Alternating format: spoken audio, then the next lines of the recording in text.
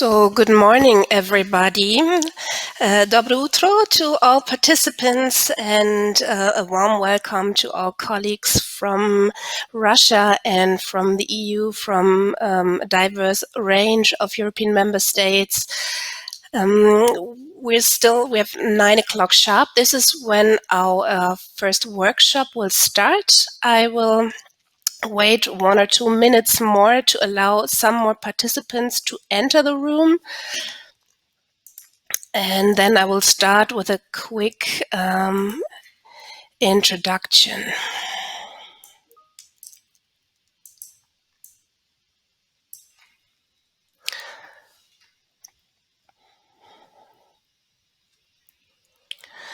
Masha, maybe what you could do is already go to the next slide. So, because I think this is a crucial slide.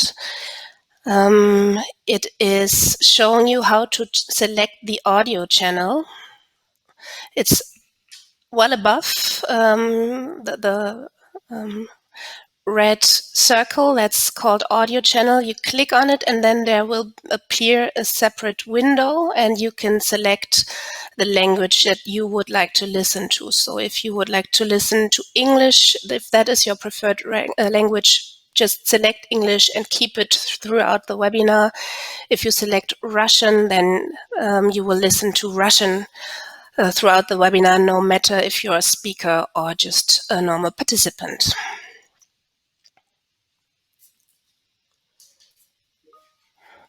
Okay, Perfect. I think we will start now because we have a very tight schedule. And again, everybody, good morning and dobro utro to our first workshop, online workshop in the context of 4 events in the EU-Russia exchange on sustainable building policies. And my name is Sibyl Stoiver, and I will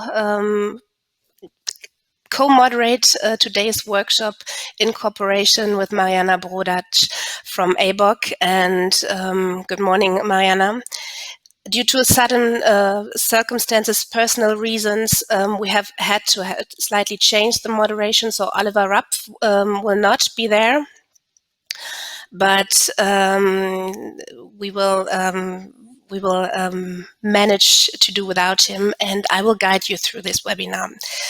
I'm head of BPID Berlin's office, and today's webinar will happen in the context of the strategic partnership for the implementation of the Paris Agreement, SPIPA, and it is organized with the financial support of the European Union's partnership instrument and the German Federal Ministry for the Environment, Nature Conservation and Nuclear Safety in the context of the International Climate Protection Initiative.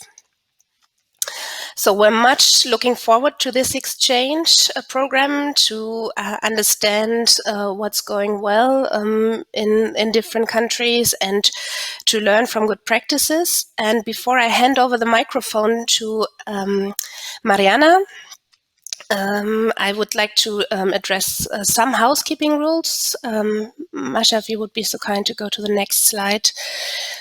First of all, the webinar will be recorded and it will be streamed. So there are quite many participants from Russia watching this from the ABOC website now. So this is important to understand. And also, if you would like to get engaged and send questions to the speakers and to the moderators, please click on the chat icon, which you see in the upper right corner. And if you click on it, next slide, please, you will find, first of all, you can see the users, and you can down below here enter your message to send your questions. Next slide, please. So 1 slide before, please. You can change the view if you want to see the presentations or rather the speakers. You will find different icons here. Oh, I think I see the red circle is a bit different here, a bit wrong, but it's below the red circle. You have different icons and you can click on them in order to change the view. And next slide, please. And this is my last slide for the technical information. It's again the information on the selection of the audio channels. So here you find the audio channels. You can pick the language that you would like to listen to, English or Russian, and then we will have simultaneous interpretation. And thanks a lot for the interpreters already here.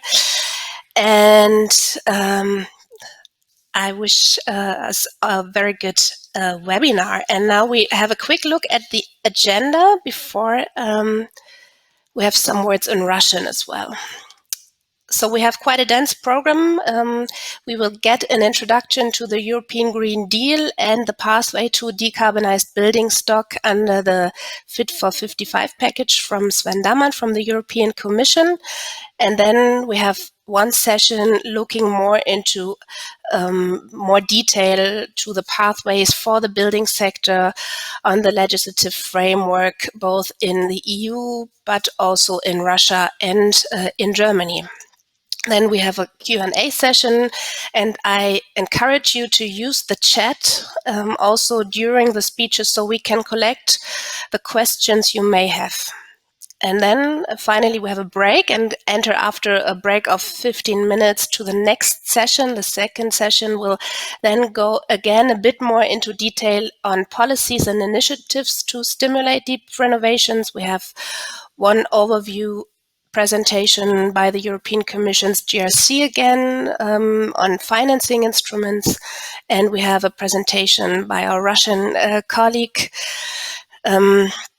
And then we have 4 pitches going into some good practice examples of European member states. So, and then we have a longer panel discussion to allow some more debate and exchange to happen.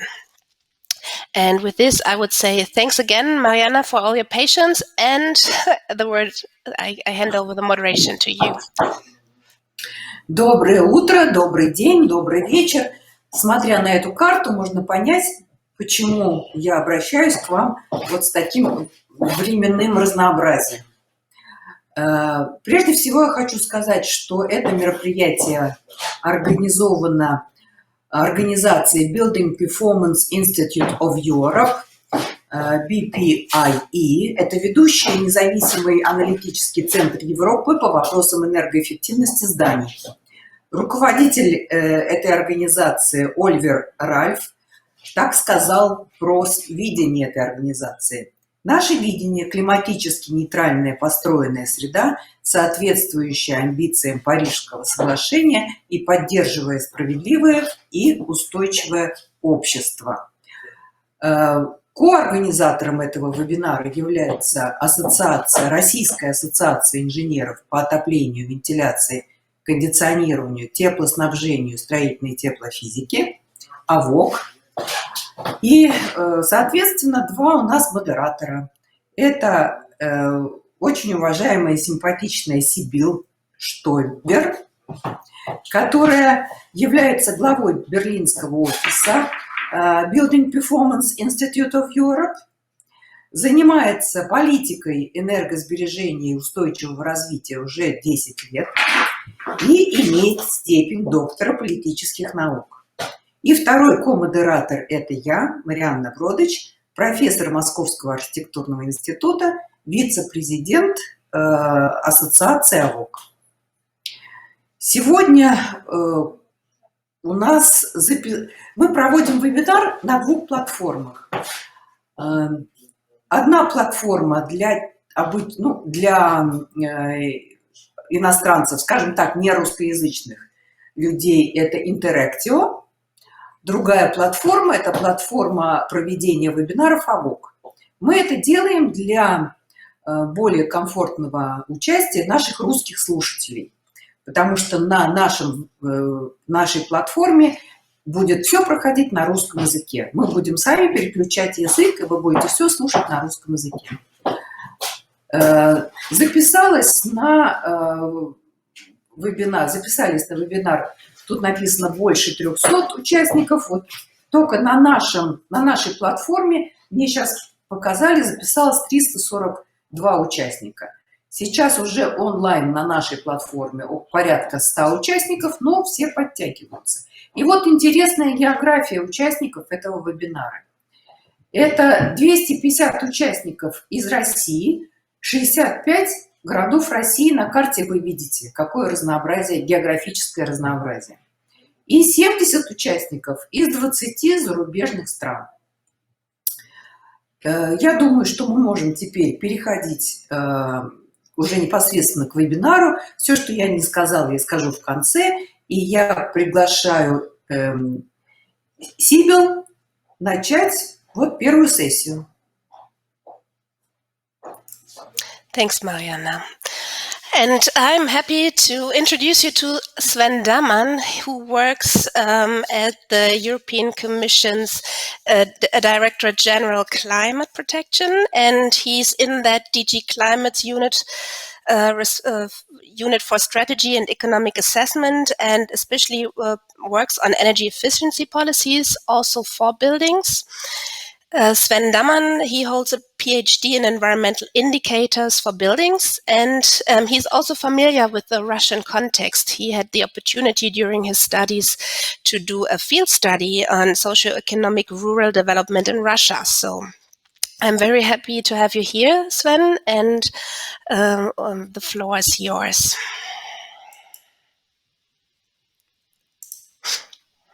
Доброе утро, здравствуйте. Я очень рад быть с вами сегодня и что можем говорить об этой вашей теме. Русский язык сложный язык, и поэтому я сейчас перехожу на английский. Next slide, please. Next slide, please. We are nowhere safe from climate. Previous slide, please. We are nowhere safe from the impacts of climate change. You have probably seen the pictures of floodings in Europe this summer. We have seen pictures of forest fires in Russia, and we hear the news about the permafrost melting. This is the make or break decade. We need to act decisively in this decade to prevent that the next generation will have to pay for our failures. And also the elderly are suffering heavily from the already ongoing climate change. They are particularly vulnerable to, for example, heat waves. In the EU, we think we have the responsibility and also the power to be at the forefront of this change. We have already put a price on carbon, and we have already achieved considerable reductions in greenhouse gas emissions. So it is time to turn the renewables evolution into a real revolution and make sure that no energy is wasted while we do that. Next slide. Our policies are framed in what we call the European Green Deal. Next slide. This is to overcome the existential threat to Europe and the world imposed by climate change. And the president of the European Commission, she defined the European Green Deal as our roadmap for making the EU economy sustainable. And this can only happen if we turn the climate change and environmental challenges into opportunities across all policy areas, and also to make the transition just and inclusive for all. This will mean big changes to many parts of our economy, so it is important that that it takes place in a just way and no one is left behind. Next slide. Next slide, please. It is also we have also enshrined the energy efficiency first principle in our policies, and that is part of the what we call the governance of the European Union. And that means that in all our energy policies, we we are obliged to look first into energy savings as the first opportunity, and make sure that energy demand and energy supply is more efficient. And this also entails what we call demand response initiatives. So bringing together or making a connection between, on the one hand, the consumers, when do they consume, how much do they consume, and the supply, and make sure that the demand fits to the supply, and possibly also encouraging, incentivizing, for example, that demand is adapted to changing supply of renewables at certain times. And member states are also obliged to reflect this principle in their national energy and climate plans. Next slide.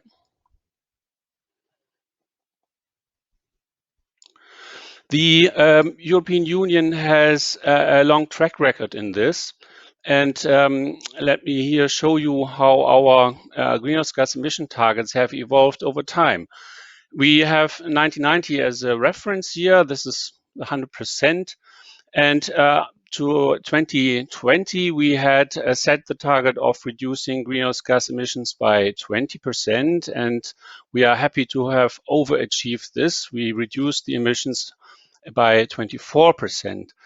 Now we have just set ourselves a more ambitious target for 2030. It was up to now 40% reduction. It is now 55% reduction.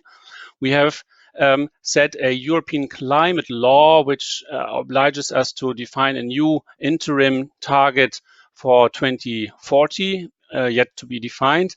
But it is clear what the target is. It is to be a net zero greenhouse gas emission Europe by 2050. And this net zero, this means that obviously there will still be some greenhouse gas emissions, but these will then be balanced off by an equal amount of removals of CO2. Next slide. Here we have a visualization of our pathway to climate neutrality in 2050. And you see the red line, that's the net that's the CO2 emissions constantly declining. And you can see that the brown and orange part, that's what we have attributed, that's the emissions of buildings, both residential and service buildings. But these are the direct emissions of buildings. There's also the light blue part, that's the emissions from electricity, which obviously also are consumed in buildings to a large extent. So all this reduces.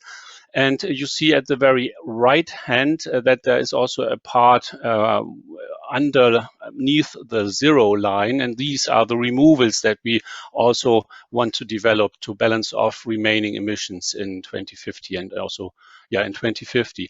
And lastly, have a look at the blue line, the gross domestic product, and you can see that it's still increasing. So it's remarkable that climate protection, climate policy is not hindering an economic growth at the same time as we are experiencing.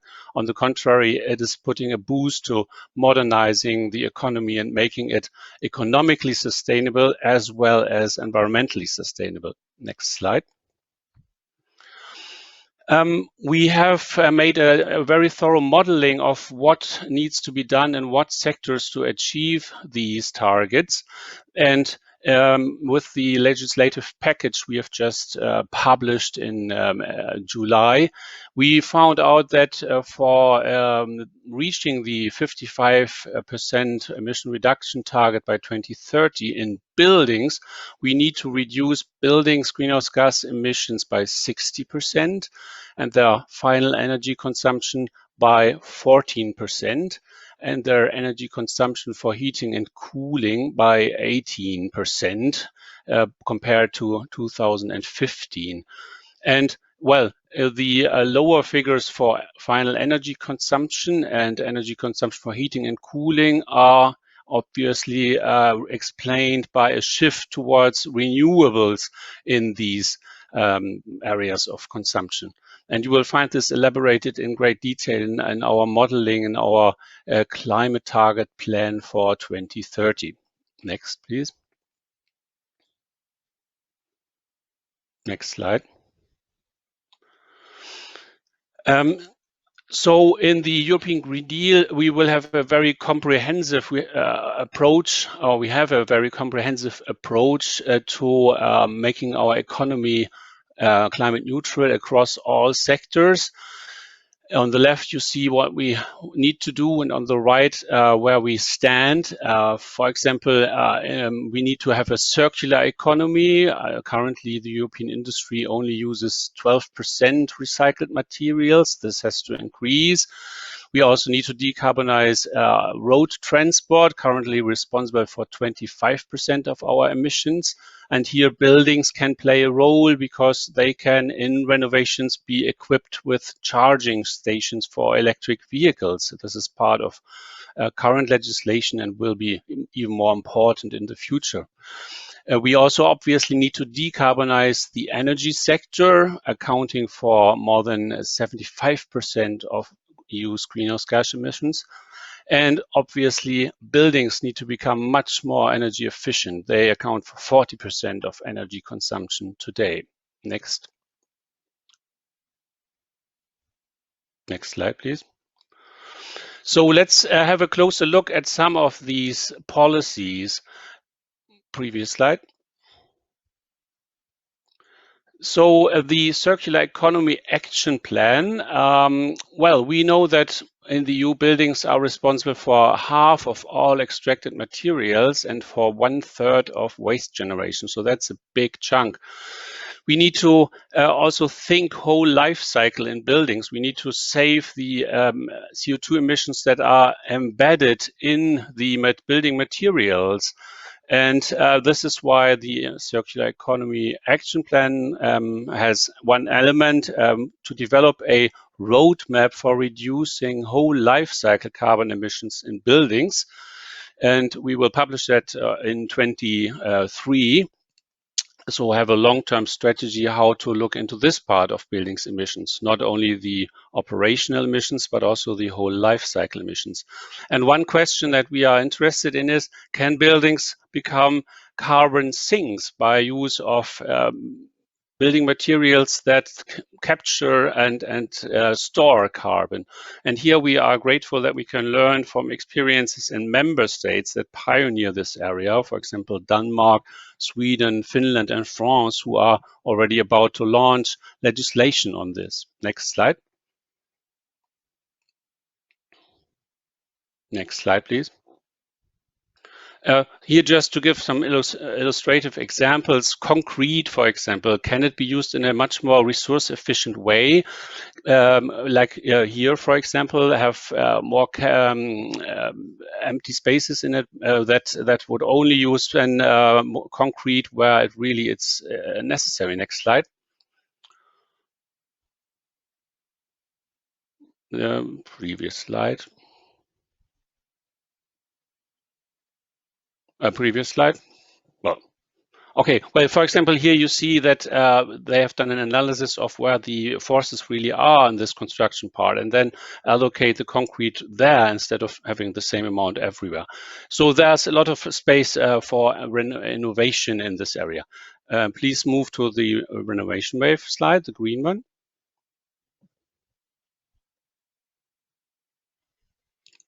Yeah, and for buildings, we have a separate strategy, the renovation wave. My colleague will speak about it in more detail. Next. But just to give another example, one element is, of course, we need to really step up the renovation rate. And can we industrialize renovation much more? Here we see an example that derived from a research project and demonstration project funded by the EU, where you see there's a building renovated in one day, and the residents can even stay inside. The lorry arrives, and then prefabricated elements are put on the facade. Next slide. And in your country, you also have a lot of buildings that are already built with prefabricated elements. And here we have an example from Tartu, where a similar approach, or industrialized renovation has been demonstrated on these buildings that were called Krushevki and are now called Smartovka. This could be a way to really step up the renovation effort and make it affordable as well. And you can see the energy consumption reduction is remarkable, from 270 kilowatt hours per square meter per year to only 90. Next.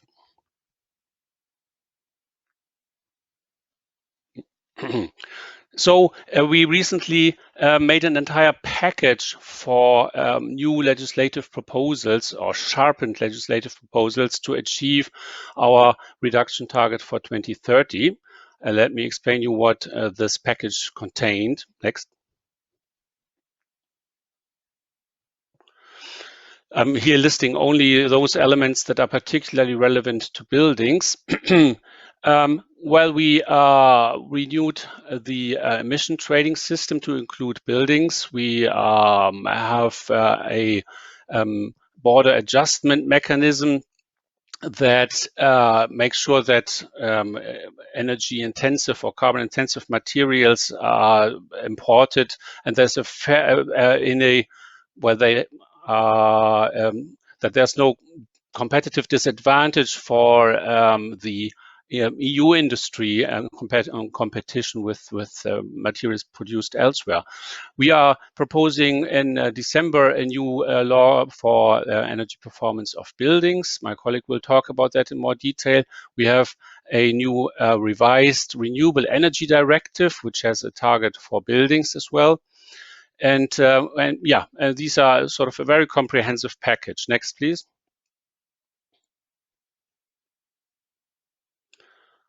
One important element is the European emission trading system. Next slide, please. So far, buildings were not part of this system, where you have to buy the right to emit, and the amount of available allowances is reduced continuously.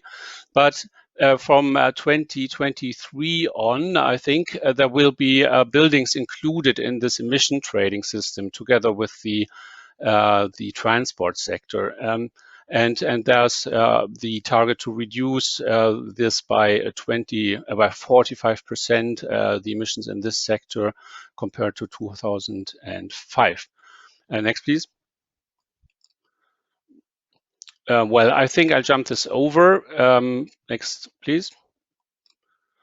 An important element is that there's obligation in the sector, in the building sector, to buy emission allowances for fuel used in buildings, will generate a lot of income, so to speak, that then is also distributed in what we call the Social Climate Fund to help make it a just transition and be able to spend the revenues on, again, climate mitigation and possible climate adaptation measures. Next slide, please. We have in the Energy Efficiency Directive an obligation to renovate 3% per year of public sector buildings. Next slide. And there are a lot of other additional policy measures, for example, on construction products. Then we have research programs. We need to know how is the building stock developing, and therefore we have the EU Building Stock Observatory. I'm coming to the end. We have a climate change adaptation strategy as well, and we are also sharing experiences across member states on relevant platforms. My colleagues will elaborate on that. Next slide. And so finally, what's in it for the citizen? Well, there are a lot of benefits of all this. We have cleaner energy. We have 60%. We will have a 60% reduction in air pollution by 2030, and this will greatly reduce health costs, saving 100 billion by 2030. Citizens will have lower energy bills. There will be new and green jobs. We will have a modernized and resilient EU economy. We will have pay fewer for fuel imports. and and there's a reduced burden of action for future generations. Okay. And with that, I end and thank for your attention. And you can Thank you, find more Sven. information on our website. Thanks a lot, Sven. And I also would invite the participants to enter your chat questions so that we have some questions for the Q&A session. And so in order to not be completely out of time, I would like you to introduce you to the next speaker, who will then go more into detail of how to implement this for the building sector and what the Commission's plans are here. Dimitrios Athanasiou works as a policy officer at the European Commission's DG Energy and in the unit on the buildings team of the energy efficiency unit. And he is very familiar with the proper implementation of the energy performance of buildings directives, and particular monitors calculation methodologies, long-term renovation strategies, and the uptake of nearly zero energy buildings in the European member states. And I'm very happy to have you here. Please, Dimitrios, the floor is yours. Good morning to everybody. Thank you very much for this invitation and for this excellent organization. It's very important for us to participate in these international events so that we have the opportunity to present our policies, but also exchange experiences and also learn what's happening on the ground in other countries. I fully agree with my colleague that this decade is very crucial for the future of this planet. And unless we do something, we really risk of having a more hostile Earth environment in the future with floods, fires, wildfires, and ice melting, oceans pollution, and many other impacts that this climate change might bring. So it is really important that we do something today for our next generations. So next slide, please. So I will try today to quickly present you the policies with regards to buildings. And I mean, in 15 minutes, I will try to do my best to give you as much as I can. So very quickly, the building sector in the EU includes almost 250 million buildings, which are all very unique and diverse and reflect the culture of and the history of our countries. The construction sector is very important as it generates almost 9% of Euro's GDP and direct accounts for almost 18 million direct jobs. However, buildings are also responsible for about 40% of the EU's total energy consumption and for 36% of the energy-related greenhouse gas emissions. Due to a well-established legislative framework, new buildings today are much more efficient and consume almost half as they used to do 10 years ago. However, the problem still stays with the moderators.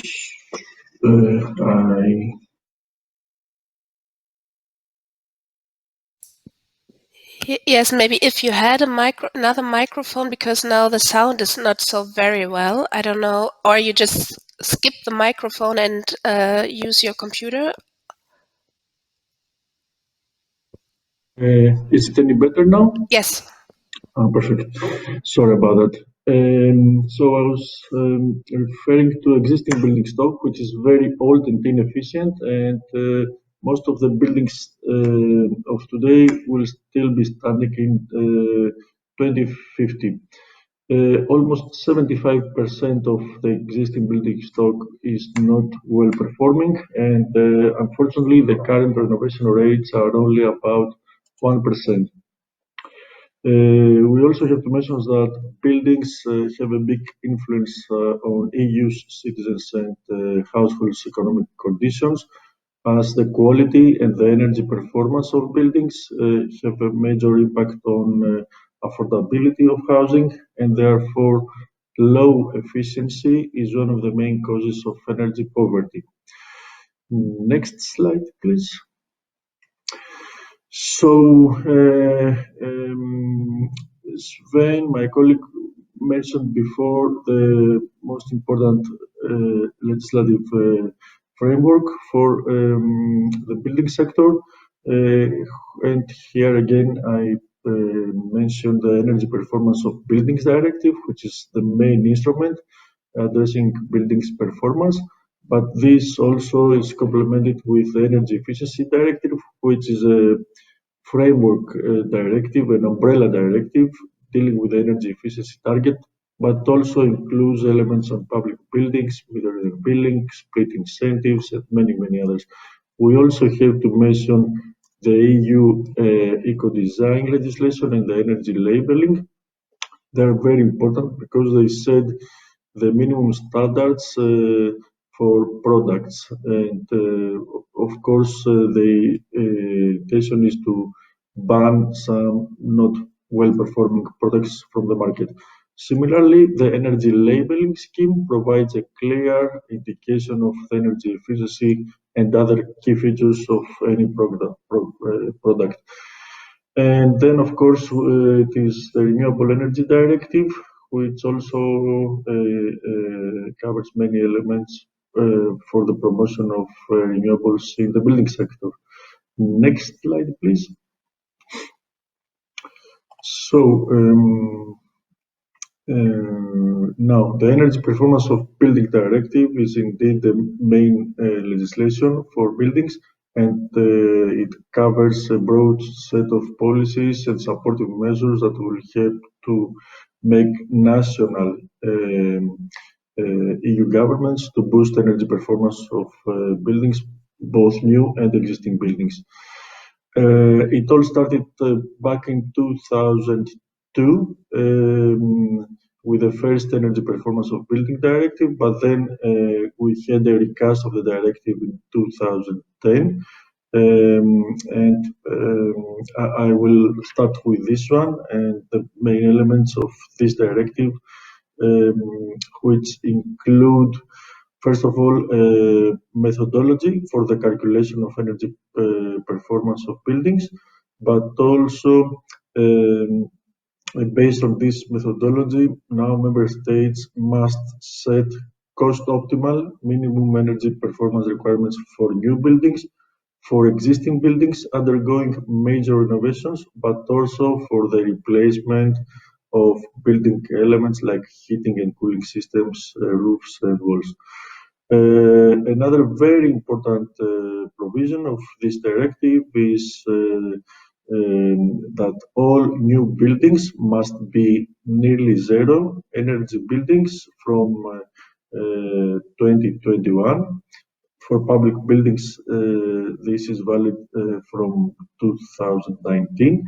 And this is, let's say, that was the vision back in 2010. That was the vision for the buildings of this decade.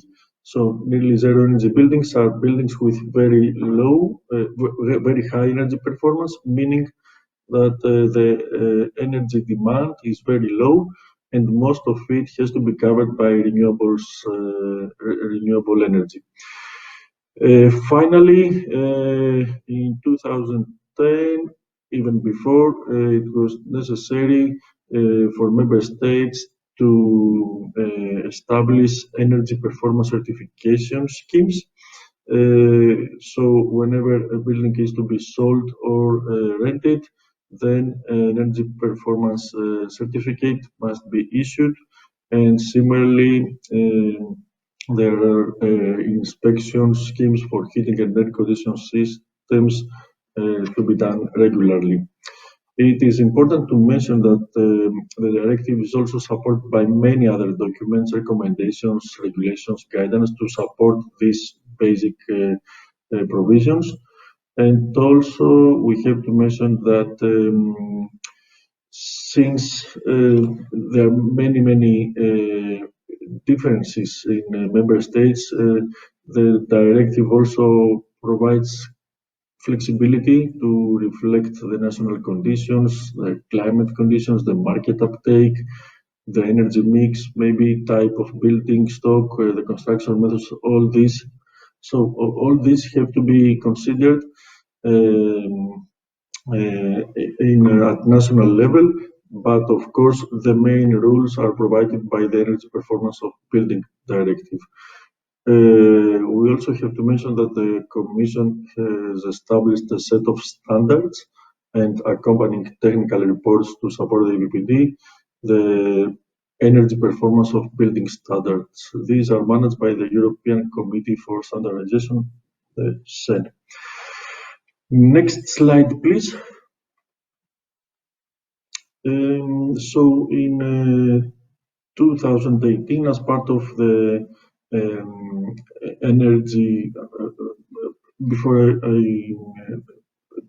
as part of the Clean Energy for All Europeans package, we decided to revise the EPBD, the directive, because based on the evaluation, we found that the overall architecture is working, especially for new buildings with nearly zero energy building, providing a future provision for the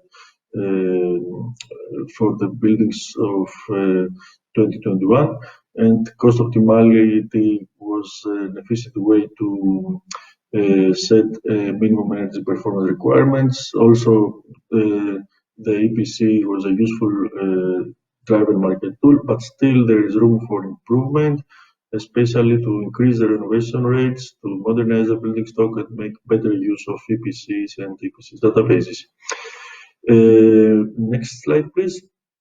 So we had the, let's say, the revision of the directive in 2018, and the most important elements are the establishment of national long-term renovation strategy, aiming at decarbonization of the building stock by 2050, with milestones for 2030, 2040, and 2050. This is very important part because based on these strategies, the whole finance, mobilization of finance is also developed in member states. Other elements of these revisions is support for electromobility by introducing minimum requirements for car parks over a certain size and other minimum infrastructure for smaller buildings. It was the introduction of an optional European scheme for rating the smartness of buildings, the smart readiness indicator. Smart technologies are also further promoted, including requirements for the installation of building automation and control systems and other devices that regulate temperature at room level, and better link with SEN standards. As Sven mentioned, at this time we have also managed to develop a building stock observatory, a European building stock observatory, where we try to monitor the energy performance of buildings and also provide more information. Next slide, please. And then the European Green Deal came in 2019, and as Sven mentioned before, it sets a very ambitious climate agenda with a clear role for energy efficiency, and also with energy efficiency first principle to be one of the most important principles there, but also acknowledging that without a significant contribution from the building sector, the new energy and the environmental goals will not be met. Therefore, the building sector is one of the areas where efforts must be ramped up. Never before, from my experience, buildings were so high in the political agenda, and we now also recognize that the scope of the building sector today is much broader than it used to be some years ago. Among other initiatives of the European Green Deal, the renovation wave is one of the key enablers for the path towards the decarbonization. So next slide, please. Sven quickly referred to the climate, to the new 2030 climate target plan and the climate law. And since there is no time, the clock is ticking. I just want to mention that yes, actions are required across all sectors of the economy in order to achieve the new climate target. And of course, for buildings, there are also specific estimations for the building sector, targeting 60% reduction of greenhouse gas emissions and significantly decrease the consumption. There are also targets for heating and cooling, but also the most important thing is to try to at least double the current renovation rate. Next slide, please. So as yes, here are some graphs with regards to the renovation rates and to the fuel switching in residential buildings based on the impact assessment of this climate target plan. Different scenarios have been explored, and we try to see what fits better. Next slide, please. Yes, the renovation wave was announced as part of the European Green Deal with a major objective to at least double the annual renovation rate, which is around 1%. This would mean to deeply renovate, quality renovate at least 35 million buildings until 2030. And our effort, our main objective is to prepare an action plan that shows that the renovation wave, the construction and the recovery can also go hand in hand, because at the same time, COVID-19 occurred, and it made it more evident than ever that this health crisis underlined how essential a decent home is to health and well-being, because we have all stayed in our houses, and demonstrated once again the vulnerability of persons and families who experience homelessness, and also the pressing need to do something to improve the energy performance of our buildings. So, as I mentioned, the renovation wave now endorses a very holistic approach for the future built environment. It is not anymore only limited to the energy performance and energy savings, but it's also about health, energy poverty, providing safe and affordable housing, incorporating digital and smart solutions, and creating jobs. Next slide, please. So the key principles, the wider principles of the renovation wave are, of course, energy first principle, but also it's the application of the circularity economy principles. It's about contributing to Europe's economic growth and recovery. Also, to protect the right for everyone to have affordable and livable, accessible, healthy housing, while safeguarding also aesthetics and heritage. And we try to also quickly present the most important elements of the renovation wave. Next slide, please. The most important elements are, we can say, better information and legal certainty and incentives through better energy performance certificate schemes, the promotion of building renovation passports, digital logbooks, but also setting minimum requirements for existing buildings. It's also about reinforced accessible funding.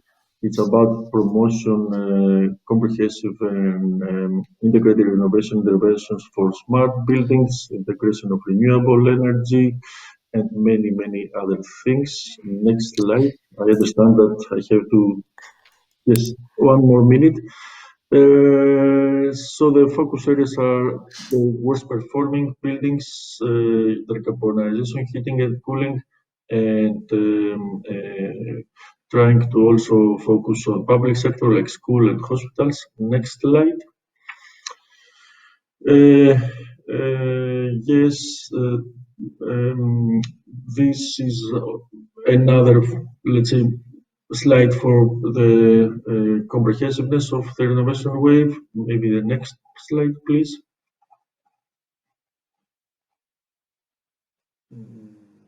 Next slide. And finally, just to mention on the previous one that now we are still revising the directive, trying to further improve it, setting minimum requirements, defining a deep renovation standard, building renovation passports, strengthening of energy performance certification schemes, further trying to implement and improve the existing framework. I would like to say a couple of more things, but I think we can stay here. Thank you very much. I hope I provided the basic framework, and I'm here for questions. Thanks, Dimitrios. I think you put so much information in there, and it would be great to share the slides afterwards so that people can look into more details. But let's move on, and I hand over the microphone to Mariana. А сейчас моя очередь объявить доклад Виктора Грановского, который является членом президиума Ассоциации АВОК, заместитель генерального директора ДАНФОС, и вся его практическая и научная деятельность, включая диссертационную работу, связана с тематикой энергосбережения в системах отопления, вентиляции и кондиционирования. Работая ранее в научно-исследовательском институте и далее в компании ДАНФОС, занимается исследованием и разработкой энергосберегающих технологий и оборудования для систем теплоснабжения и отопления. В качестве эксперта Росстандарта участвует в разработке ряда профильных нормативно-законодательных документов, сводов правил и ГОСТов. И доклад Виктора Грановского «Существующие нормативные требования для зданий в части энергоэффективности проектов нового строительства и реновации в России». Спасибо. Виктор, включайтесь. Добрый день, спасибо. Я согласен с коллегой Svenom, выступавшим ранее, что русский язык трудный, но мы не боимся трудностей, поэтому я буду докладывать на русском языке. Следующий слайд, пожалуйста. Актуальность повышения энергоэффективности экономики касается любой страны, тем более России, которая занимает 130-е место в рейтинге энергозатратных экономик. Этому есть ряд объективных и субъективных причин, в частности, географическое положение, технологические и структурные проблемы промышленности, сдерживание тарифов, бюджетное стимулирование и так далее. Все это не стимулирует энергосбережение. Следующий, пожалуйста. Однако динамика снижения энергоемкости экономики есть, уровень снижения пока ниже плановых показателей, но тенденция позитивная. Следующий, пожалуйста. Наибольший объем тепловой энергии с учетом климатического фактора тратится на отопление и вентиляцию зданий. Доля затрат и соответствующие им затраты на коммунальные услуги достигают 70% и более. Далее, пожалуйста. В то же время потенциал энергосбережения позволяет экономить до 45% экономии энергии у конечного потребителя. Эти данные базируются на анализе эффективных современных технологий по энергосбережению и опыте их применения. Далее, пожалуйста. По разным оценкам, за счет мероприятий по энергосбережению достигается снижение на 20-45% потребления тепловой энергии. На слайде представлено, соответственно, слева направо удельное теплопотребление зданий постройки до 2000 года и далее здания с различным набором мероприятий по энергосбережению вплоть до пассивного дома. Далее, пожалуйста. Следующий слайд. Мероприятия по энергосбережению позволяют также в среднем на 40% снизить платежи жителей. Пожалуйста, другой слайд, следующий. Да, этот. Платежи жителей за счет коммунальной услуги по отоплению при заинтересованном участии жителей в процессе энергосбережения путем использования индивидуального учета и индивидуального регулирования. На слайде представлены результаты мониторинга по квартирному энергопотреблению жилого здания. Как видно из диаграммы, экономически мотивированные жители существенно сократили свое потребление и свои платежи. Далее, пожалуйста. Нет, предшествующий, который... Да, этот. Энергосбережение обеспечивает также экологический эффект, сокращая на 15-40% объемы выбросов парниковых газов в атмосферу при сжигании топлива для теплоснабжения здания. Но более подробно об этом позже. Далее, пожалуйста, через один слайд. Вот этот. Понимание актуальности снижения энергоемкости экономики и энергосбережения в стране есть. Государством и экспертным сообществом сформулированы основные требования мероприятия по энергосбережению. Главное, создана нормативно-законодательная база для практической реализации этих мероприятий. Структура и содержание российского законодательства в области энергосбережения выстроены в строгой логической последовательности. В частности, законодательным документом высшего уровня являются федеральные законы. Далее следует постановление правительства. И в основании пирамиды представлены своды правил, стандарты и ряд отраслевых нормативов. Следующий, пожалуйста. Основные федеральные законы по энергосбережению – это законы об энергосбережении, повышении энергетической эффективности, технический регламент о безопасности зданий и сооружения, градостроительный кодекс, жилищный кодекс. Закон об энергосбережении и безопасности в большей степени относится к новому строительству, хотя в них продекларировано, что эти требования следует соблюдать и при реконструкции капитальных ремонтов. В этих законах в общем виде содержится целый ряд требований по энергоэффективности, в частности, требования по обеспечению нормативов по микроклимату помещений, по рациональному расходованию энергоресурсов, по обеспечению устойчивости работы инженерных систем, требования по обеспечению индивидуального регулирования и индивидуального учета ресурсов. Требования по индивидуальному учету потребления ресурсов и расчеты с жителями только по показаниям прибора учета являются важнейшим для обеспечения энергоэффективности. Если жители не будут экономически мотивированы к сокращению своих коммунальных затрат, не будет и эффекта от всех других мероприятий по энергосбережению. Следующий, пожалуйста. Следующий слайд, пожалуйста.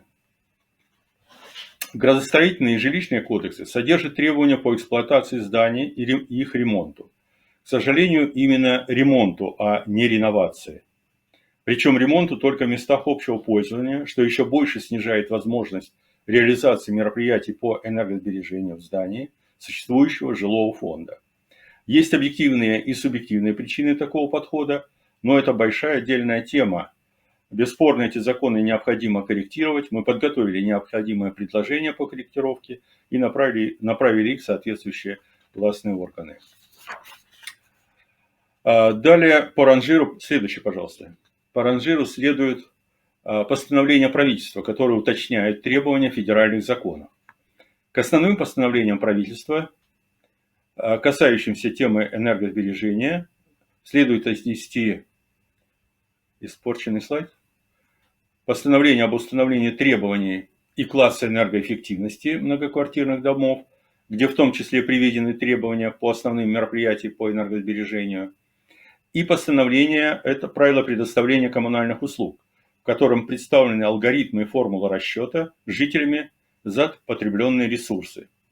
Прокомментируем каждый из них. Следующий слайд, пожалуйста. В первом из указанных постановлений, я попросил следующий слайд, сформированы базовые нормативные требования по удельным характеристикам расхода тепловой энергии, которые соответствуют нормальному, нормальный это термин, уровню энергоэффективности зданий. Следующий, пожалуйста. А также требования по порядку присвоения класса энергоэффективности. Класс энергоэффективности оценивается по уровню отклонения фактических удельных характеристик расхода тепловой энергии построенного или реконструированного здания от величины базовых показателей. Чем больше отклонение в сторону уменьшения энергопотребления, тем выше класс энергоэффективности. Для обеспечения требуемого класса энергоэффективности указанное постановление предусматривает обязательное базовое оснащение системы отопления, вентиляции и горячего водоснабжения здания средствами регулирования параметров теплоносителей на вводе в здание в зависимости от температуры наружного воздуха, поддержание требуемой температуры воды в системе горячего водоснабжения, поддержание гидравлической и тепловой устойчивости систем, индивидуальному регулированию температуры воздуха в помещении. Следующий слайд, пожалуйста. В правилах предоставления коммунальных услуг детально расписаны алгоритмы и формулы расчета платежей жителей за потребленные ресурсы. Особую сложность представляют алгоритмы расчета за тепло на отопление, поскольку значительную долю в общих затратах тепла здания составляют затраты на отопление мест общего пользования, выделено оранжевым на слайде. Эти затраты необходимо корректно и справедливо распределить по всем квартирам. Есть и другие сложности, в частности, связанные с конструктивными особенностями системы отопления и средств индивидуального учета тепла. Это постановление достаточно сложный и важный документ, поскольку от корректности расчета зависит уровень мотивации жителей к энергосберегающему поведению. Ошибки расчетов могут приводить к отказу жителей от индивидуального инструментального учета тепла. При этом немотивированные к экономии жители будут сбрасывать избыточное тепло в атмосферу, сводя к минимуму эффекты от всех остальных мероприятий по энергосбережению и практически дискредитируя их. Кроме того, ошибки в расчетах могут приводить к судебным тяжбам как со стороны жителей, так и со стороны поставщиков ресурсов. Мы сталкиваемся с такой ситуацией и как эксперты помогаем разобраться в расчетах и в технике. Следующий слайд, пожалуйста. Своды правил являются нормативным инструментом для проектирования зданий. В них общие требования, содержащие в законах и постановлениях правительства, детализируются и доводятся до уровня конкретных технических и технологических решений. Своды правил содержат требования по обеспечению энергоэффективности при проектировании каждой из инженерных систем и конструктивных элементов здания. Следующий, пожалуйста. Основные требования и мероприятия по энергоэффективности, в частности в системах отопления и вентиляции, в сводах правил условно разделены на пассивные и активные. Пассивные мероприятия – это в основном повышение уровня теплозащиты оболочки зданий. В качестве иллюстрации на слайде представлены содержащиеся в нормативе по теплозащите здания базовые, экономически обоснованные значения требуемого сопротивления теплопередачи ограждающих конструкций. Эти показатели рассчитаны с учетом класса энергоэффективности С, нормальный. Следующий, пожалуйста. Активные мероприятия – это повышение уровня энергоэффективности инженерных систем зданий. В частности, для системы отопления здания своды правил предписывают обязательное выполнение упомянутых выше мероприятий по энергоэффективности. Компания Danfoss производит оборудование и технологии практически для всех регламентированных законами мероприятий по энергосбережению. Следующий, пожалуйста.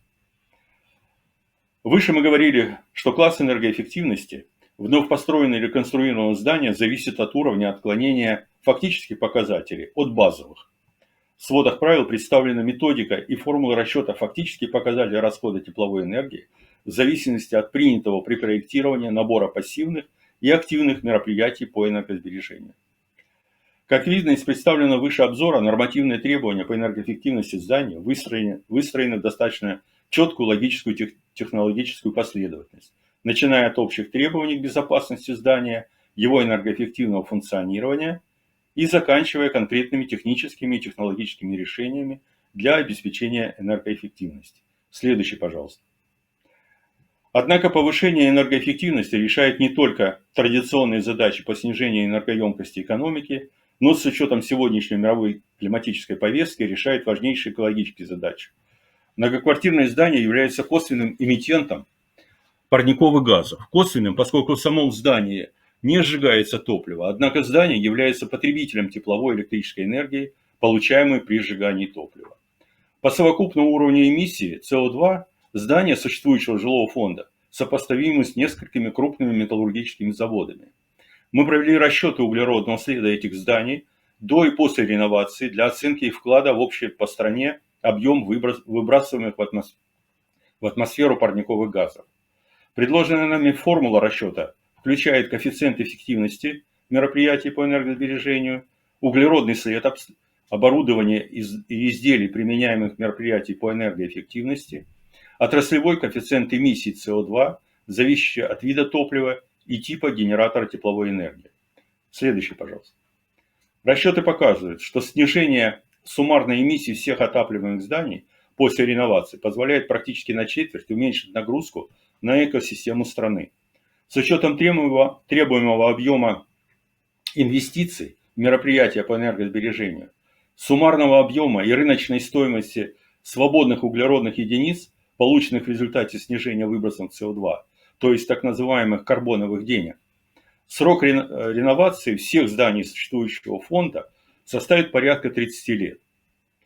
Это приемлемые сроки для столь масштабного проекта, особенно учитывая, что по мере его продвижения объем эмиссий будет сокращаться, рыночная стоимость углеродных единиц будет повышаться, и в этот проект будут вовлечены и другие инвестиционные ресурсы, бюджетные средства, средства жителей. Все это приведет к сокращению срока реализации проекта. Климатическая повестка – это для всех нас серьезный вызов.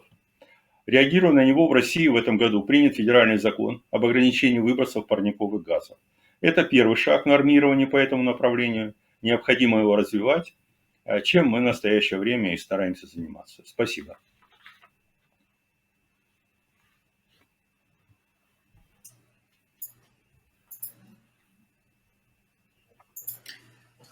Спасибо большое, Виктор. Я передаю слово Сибил, чтобы она представила следующего докладчика. Спасибо. Вопросы будут потом, после следующего доклада. Thanks, Mariana, and thanks, Victor, for sticking to the time. Please let me introduce you Martin Pehnt. Martin Pehnt is an energy scientist and scientific and managing director of IFOR, that's the Institute for Energy and Environmental Research in Heidelberg, which is located in Germany, in the south of Germany. And he has a multidisciplinary background. He studied physics, philosophy, as well as energy technology and management in both in Germany and the United States. So please, Martin, I'm very happy to have you here, and we're curious to hear more about the case of Germany. Well, thank you very much, Sibylle. Thank you, Mariana, for inviting me to this session. I'm very glad to talk about the framework in Germany. I will focus on policy instruments that are geared towards leading our building stock to a decarbonized and very highly efficient situation. Next, please. As Sibylle said, I'm head of a company based in Heidelberg, the beautiful town, but also we have an office in Berlin with around 100 scientists. We are working on different issues, including technology and policy studies in the sector of buildings and the heat market. Next, please. If we look at the German situation, we had a very good decade in the 1990s in terms of reducing the energy demand of the building stock. We had reunification at that time. A lot of buildings were modernized after 1991. This decrease in final energy demand for buildings, which you can see on the left side of the slide, this decrease is still continuing, but it slowed down. the low-hanging fruits had been, used, and now the situation becomes more complex. We have to address existing buildings. At the same time, we need to increase the share of renewables. And the right-hand side of this slide shows the distribution of energy carriers in the heating market in Germany. And what you can see is that a very large share of this heating market is covered by natural gas, almost half of that. The second is fuel oil, which is a quite carbon intensive fuel. But we also have renewables, around 15% renewables in the heating market. We have district heat and an increasing share of electricity for heat pumps in this market. Next, please. Now, we do have a large number of policy instruments, and I'm sorry that in these 15 minutes, I will only pick a few of these, but there are many other policy instruments around. In the categories, on the one hand, regulatory approaches, so laws and regulation. On the other hand, taxes and certificates like emission certificates, emission trading. We have financial support for renovation, for very efficient new buildings. And we also have a number of further measures like heat planning, like tenancy law, like energy audits, information for individual customers, and also, I think, a very important topic in Germany, measures for capacity and skills for skilled workers, because we do observe an increasing shortage of skilled workers and thereby increasing prices for modernization. So it is very, very important to increase the number of capacities and skills in that sector. But I will not touch upon this issue. I'm happy to do so in the discussion. Next, please. Let me pick 5 instruments just as an example. I think these are 5 important instruments, but as I said, we have a bundle, a large variety of tools. And maybe the most general instrument we have in Germany, kind of overarching instrument, that is the Climate Protection Act, which is actually quite a new law, and it requires the whole economy, the whole country of Germany, to reduce greenhouse gas emissions by 65% until the year 2030. So this is quite an ambitious target, and we also have sectoral targets. So the different sectors like industry, agriculture, mobility, but also, of course, buildings have to meet certain sub-targets. And for the building sector, it means that from today, around 118 million tons of carbon dioxide or greenhouse gas emissions, which we emit in the building sector, we need to move to 67 million tons in 2030. So you can see it's a very ambitious increase in a very short period of time, less than a decade. This is, I think, a very important overall target because it shows where the building sector needs to go. And it's not only paper, because when these targets are missed, the responsible ministries need to establish an emergency program, called a sudden or immediate program, I think it would be translated. We actually saw this this summer because in the first year, the building sector slightly missed the target. And so the ministry has to come up with an emergency program, including new measures for tackling or for achieving this target. So I think it's a very strong management tool in a sense. And this, next please, this requires very significant measures for gas and oil heating systems. As I showed you, a large part of the buildings and even of new buildings are heated with natural gas and also oil. And when we continue this and we assume that these systems will be in place for the next 20 years, this is not compatible with the Paris targets. So we need to do something about this. And next, please, one of the most important instruments to do this is the so-called Building Energy Act. Victor introduced you to the Russian equivalent to that, and also to the calculation procedures. Of course, we need something similar. And indeed, we have since the 1970s a building regulation which has been improved and developed many times. Since 2020, we have a new Building Energy Act which requires new buildings on the one hand to meet very strict targets, both for primary energy. The architect needs to calculate the primary energy demand, compares that to a reference value, and then the building needs to be below this value, but also for the transmission losses. There are two main requirements, as well as minimum renewable shares the building has to meet. And this really moves the building sector very effectively to higher standards. For existing buildings, the situation is a bit more complicated. We do have certain requirements. We call them unconditional requirements.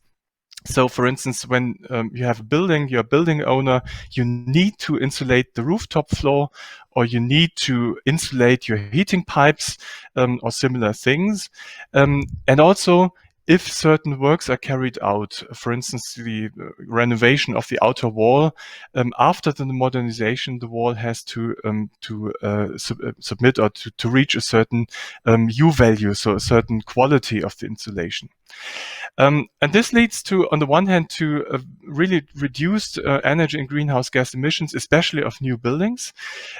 For existing buildings, the decrease is more slowly, and even today, for new buildings, still 1/3 of the buildings is heated with natural gas. This is something we need to talk about. Next, please.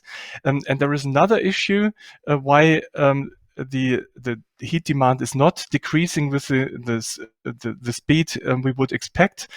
That's that we have a rebound effect. That means that we have rising square meters per person. We have also higher comforts. People heat to higher temperatures, have more comfort after the modernization, and these two effects, which are desirable. I mean, it's not something we can kind of oblige people to have, but still it's something we need to consider, and we need to work around to maybe have more flexible buildings and to have some more sufficient buildings as well.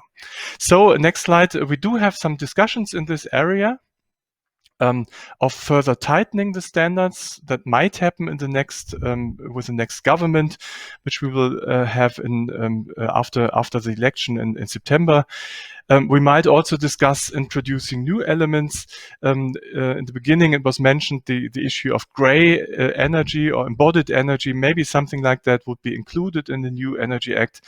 And also, Dimitrios mentioned the minimum energy performance standards as part of the European package, or some limitations for fossil fuel boilers. These are discussions that are ongoing, no decisions taken at this point, but we see that we need to further develop the Building Energy Act. Instrument 3 is an economic instrument. Next slide, please. And that's a carbon price. We have had carbon prices in the energy sector for a long time, but not in the building sector. And 2 years ago, the carbon price was introduced, which basically means that fossil fuel heatings will become more expensive, starting with 25 euro per ton in the year 2021, moving up to 55 in the year 2025. And after that, a free emission market will develop. We will see how the prices will then be moving. But what it really means is that fossil fuel systems will become less and less competitive, especially over a time frame. So when a heating installer comes to a building owner now, he or she has to tell that fossil fuels will become more expensive due to this carbon price in the next years.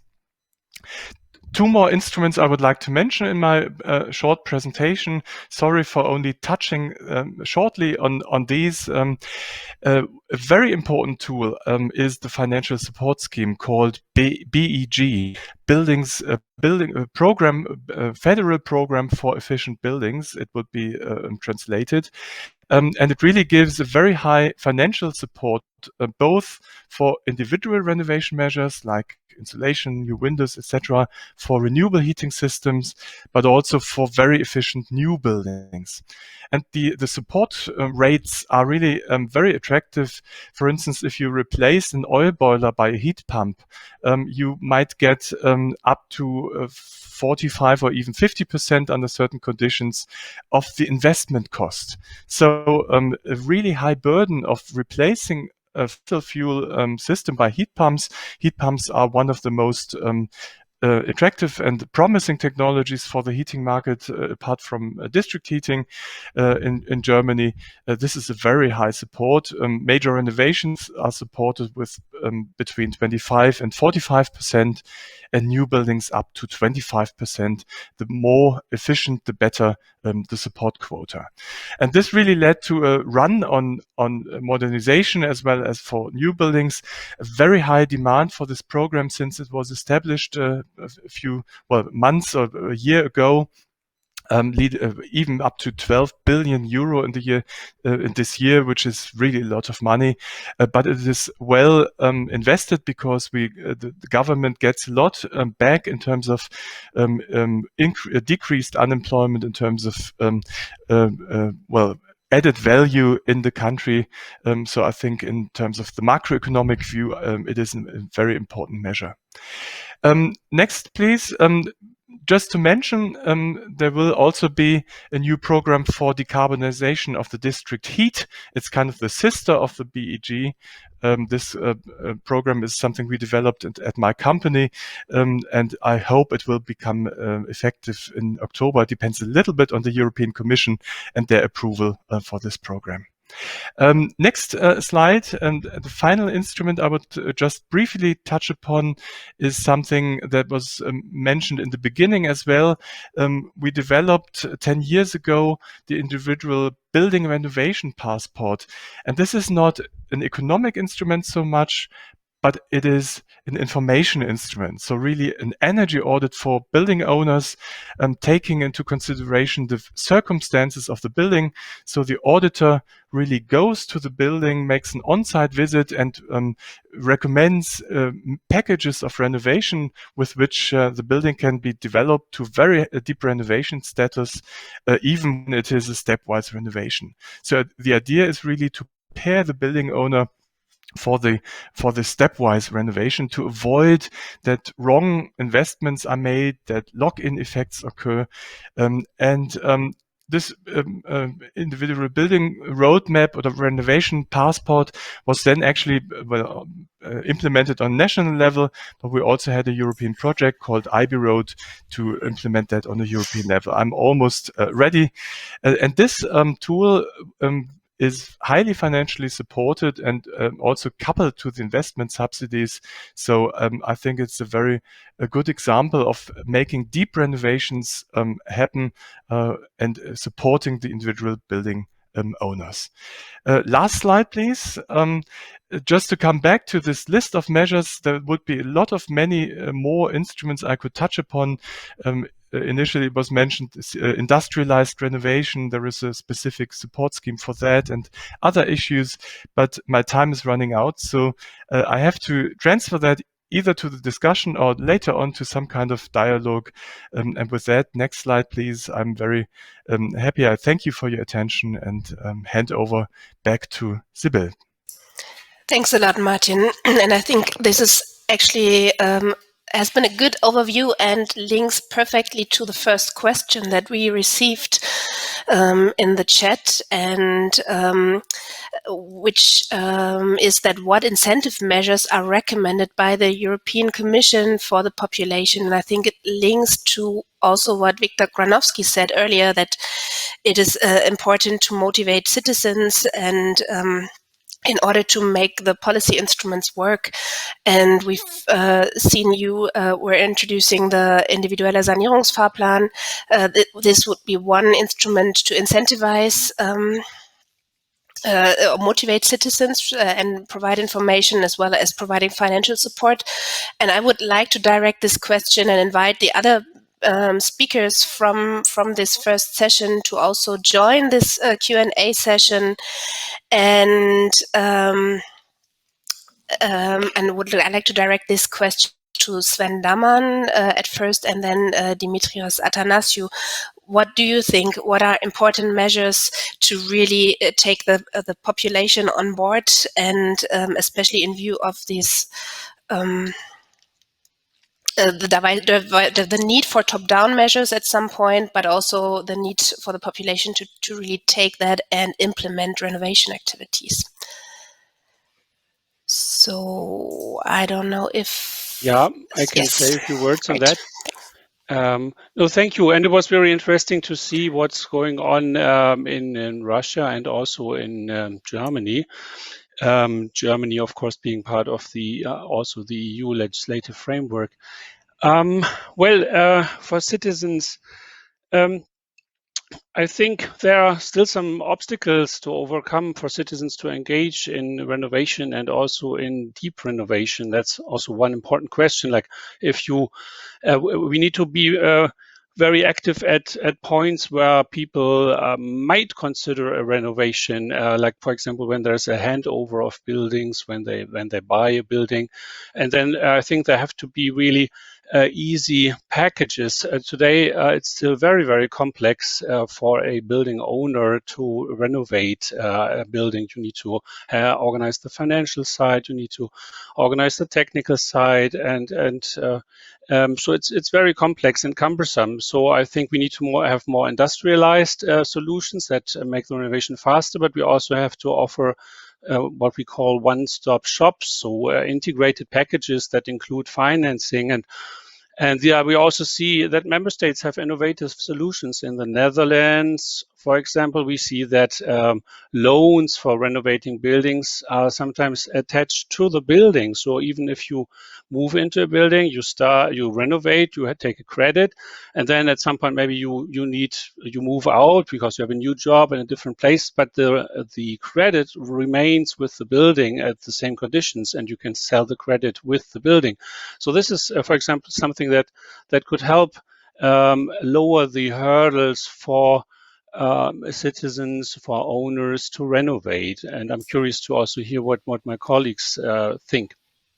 Yes, maybe just a quick reply also maybe from the others on the panel here, but I would also like to give some room to quite some Russian questions that we have, and that I would then, after this short reply from Dimitrios, hand over to Mariana. Very, very quickly, just to mention that, yes, we understand that renovation is not easy. The payback periods are longer, and it's also very complex.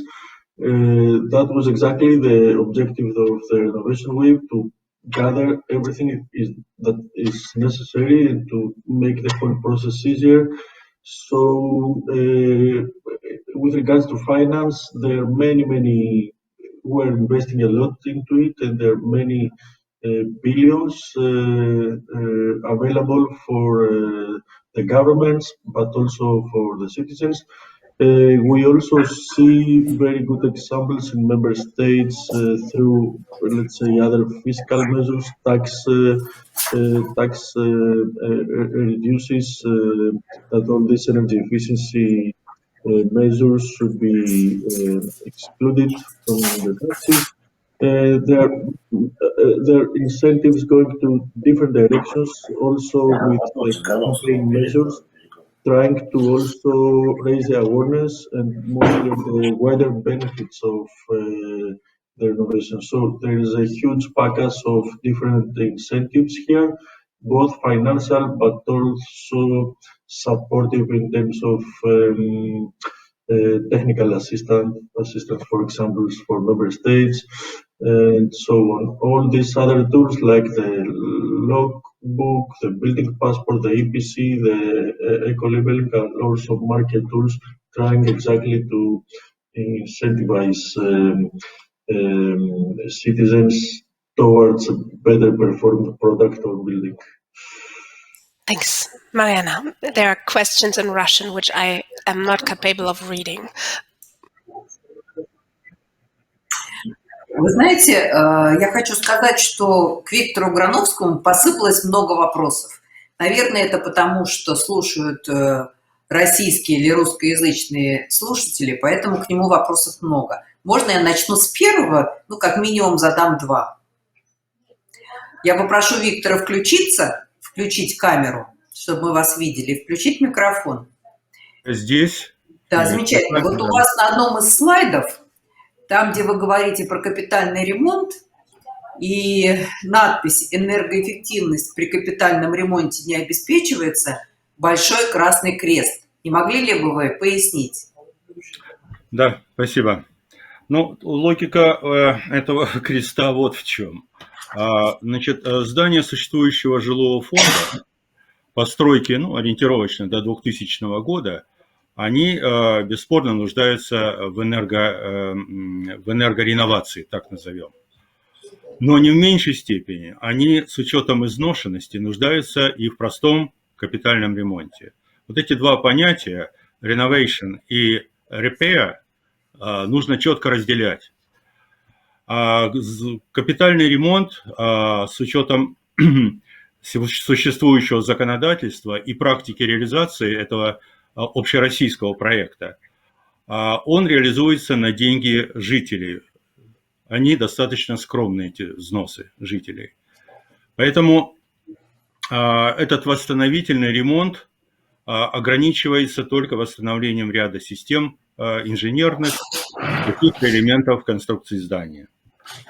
Но в то же время мы знаем, существуют различные бизнес-схемы проведения, совмещения и восстановительного ремонта, и энергореновации. Ну, в частности, известна, очевидно, вам тоже схема Европейского банка реконструкции и развития, которая ориентирована на здания с, как там, по-моему, развивающейся экономики или переходной экономики они назвали. Существуют схемы энергосервиса, но, к сожалению, пока они у нас на стадии обсуждения и попыток совершенствовать законодательство. Вот почему в настоящее время идет в основном восстановительный ремонт. Ряд регионов вкладывают и бюджет, часть бюджетных ассигнований в этот ремонт и на основе, и пытаются его сделать на базе требований, современных требований по энергосбережению.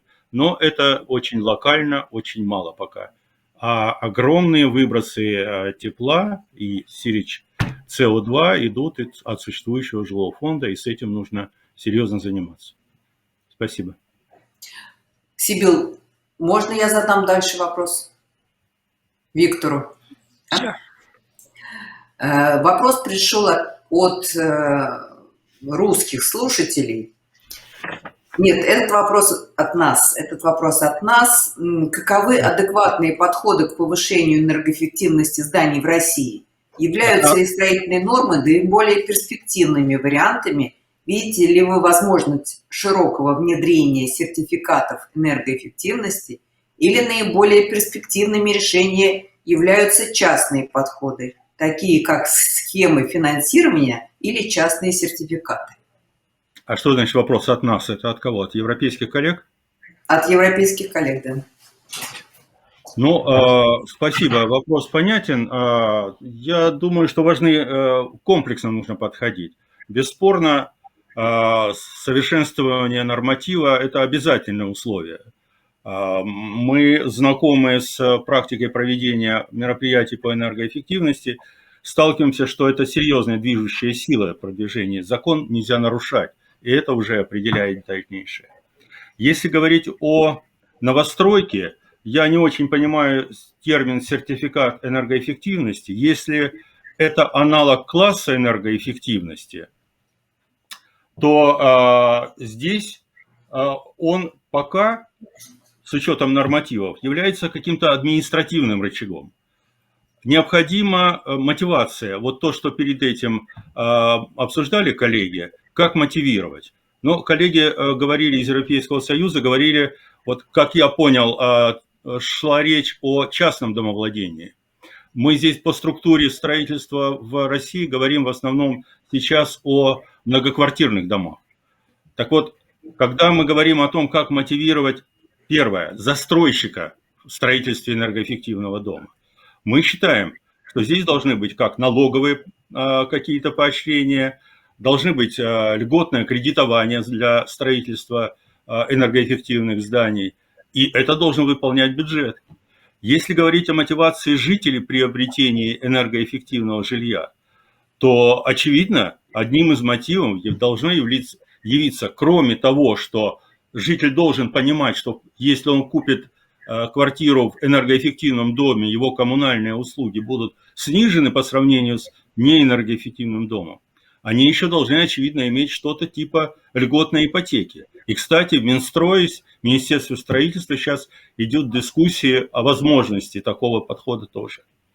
Если говорить о реновации, я уже выше сказал, что здесь мотивацией к этому являются разные схемы заинтересованности жителей. Ну, в частности, вот эта схема Европейского банка реконструкции и развития, которую я сказал, схема энергосервиса, я не знаю, насколько коллеги знакомы с этим термином, когда жители участвуют и в финансировании реновации, и получают потом вместе с бизнесом получают какой-то префит. Спасибо. Сибил, тут еще один вопрос от русских слушателей. Yes, but maybe you can pick a question. I think we have 5 more minutes, and if it could be some question that all the panel could possibly answer to, that would be great.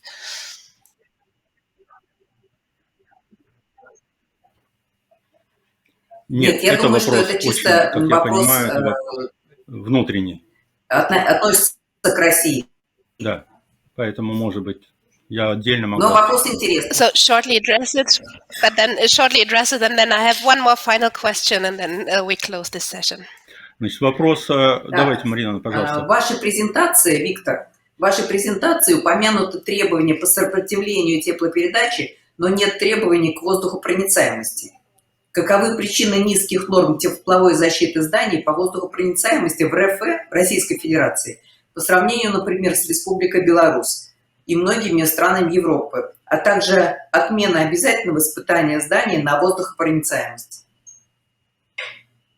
Ну, очень какой-то узкий вопрос. Ну, во-первых, коллеги, я не мог как бы в рамках доклада отражать все вопросы.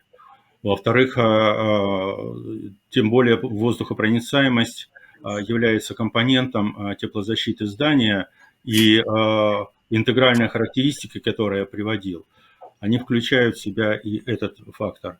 Ну, а если говорить о том, какая больше, какая меньше теплозащита в какой стране, ведь это же складывается из экономических, в том числе, показателей.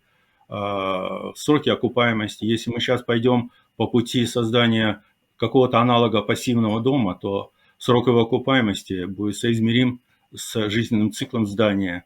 Это все экономический фактор, который нужно с учетом стоимости денег считать, с учетом покупательной способности рынка. Это детальный вопрос такой, более детальный для обсуждения. Спасибо. Сибил, передаю вам слово. Yes. Thanks. I would just like to pose one last question also to Martin, and this is related to the energy performance certificates, because there has been one question on the results of the calculation and that they differ according to experts in Russia, and there's the question of whether this is happening also in Europe, and I think we can maybe take the example of Germany here. Also, because we're going to look into more detail of the energy performance certificates in our second session. So I think it's good to raise that point here as well.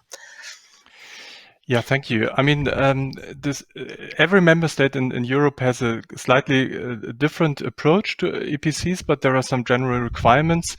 And Germany actually has two kinds of EPCs. One is consumption-based, so the real consumption can be entered into the EPC, and the other one is calculation-based, so you calculate the building. Both lead to slightly different results because the real performance of the building always differs from the calculated demand under normalized circumstances. So that's one issue. And the second issue asks some questions. I mean, how much do you know when you do a calculation of an existing building about the real building? So there are assumptions to be made, like what kind of wall do I have? What is the U value, the transmission loss of the wall, and these kind of things. So there are some issues, but there is also a very effective requirement for energy auditors they have to fulfill in order to be allowed to submit such an EPC. So I think that's an important part of quality insurance. And also there is a control of a certain percentage of these specific of these EPCs. So there is a quality mechanism to ensure that real and good quality EPCs are submitted. There is room for improvement, but I think a number of issues have already been incorporated in the German way of submitting EPCs. Thanks a lot for this. I'm afraid we have to close this session. We are already running behind time a bit, and the interpreters need some break also. I think this is quite an exhausting job, and I would like to thank you all for your presentations and for your willingness to answer the questions. And I think we will take up some of the ideas because this is just the start of this project, and so there's room to take up some of these questions at a later stage. So we will reconvene at 10:50 and start with a second session, going a little more into details and looking at other practical examples of what the member states in the European Union and as well as what Russia is doing. So I'm looking forward to seeing you in 10 minutes. Bye-bye. Bye. Пока мы с вами будем на чашечке кофе. Через 10 минут возвращаемся. Хорошо. Hello? Can you hear me? Paolo, hi. I can hear you well. Can you? I think we also have to reconvene soon. I don't know if people came back. Have you set up your computer, Paolo? Yes, you running the presentation for me, correct? Exactly. Maria, you just say next slide, and then Maria is going to change the slides. So it seems that the audio and video are working. So. Hi, Rui. Good morning. Now we can't hear you somehow. Can you hear me? Yes. Yes. Now. You can? Okay, sorry. Perfect. Good morning, Paolo. Nice to see you also. Good morning, Rui. Good morning, Paolo and Rui. Here's Sven from Klima. Hi, Sven. Nice to meet you. Looking Hello. forward to hearing your presentation. Great. I think we should start then to use the time that we have scheduled here, and welcome back, everybody. We will start now the second session of our online workshop on the EU-Russia exchange on sustainable building policies in the context of SPIPA. And we will now have the chance to look a bit more into detail into more specific policies and initiatives to stimulate deep renovation. And we will start doing so with a little bit of longer presentation, an overview presentation by Paolo Bertoldi. He's a senior expert at the European Commission's Joint Research Center for 26 years now. So he's been working on various topics and leading many publications in the field of energy efficiency, relating to sustainability aspects, to energy service company aspects, market-based instruments, governance, you name it. And I will hand over the floor to you, Paolo. And you will, please. Okay, thank you, Sibyl. Can you hear me? Perfect. So good morning to all the participants. Thank you for the nice introduction. So I'm going to present you basically financial mechanism to accelerate the renovation of buildings, and is based on the European experience. Unfortunately, I'm not very familiar with the situation in Russia and hope that this can be useful for your local situation.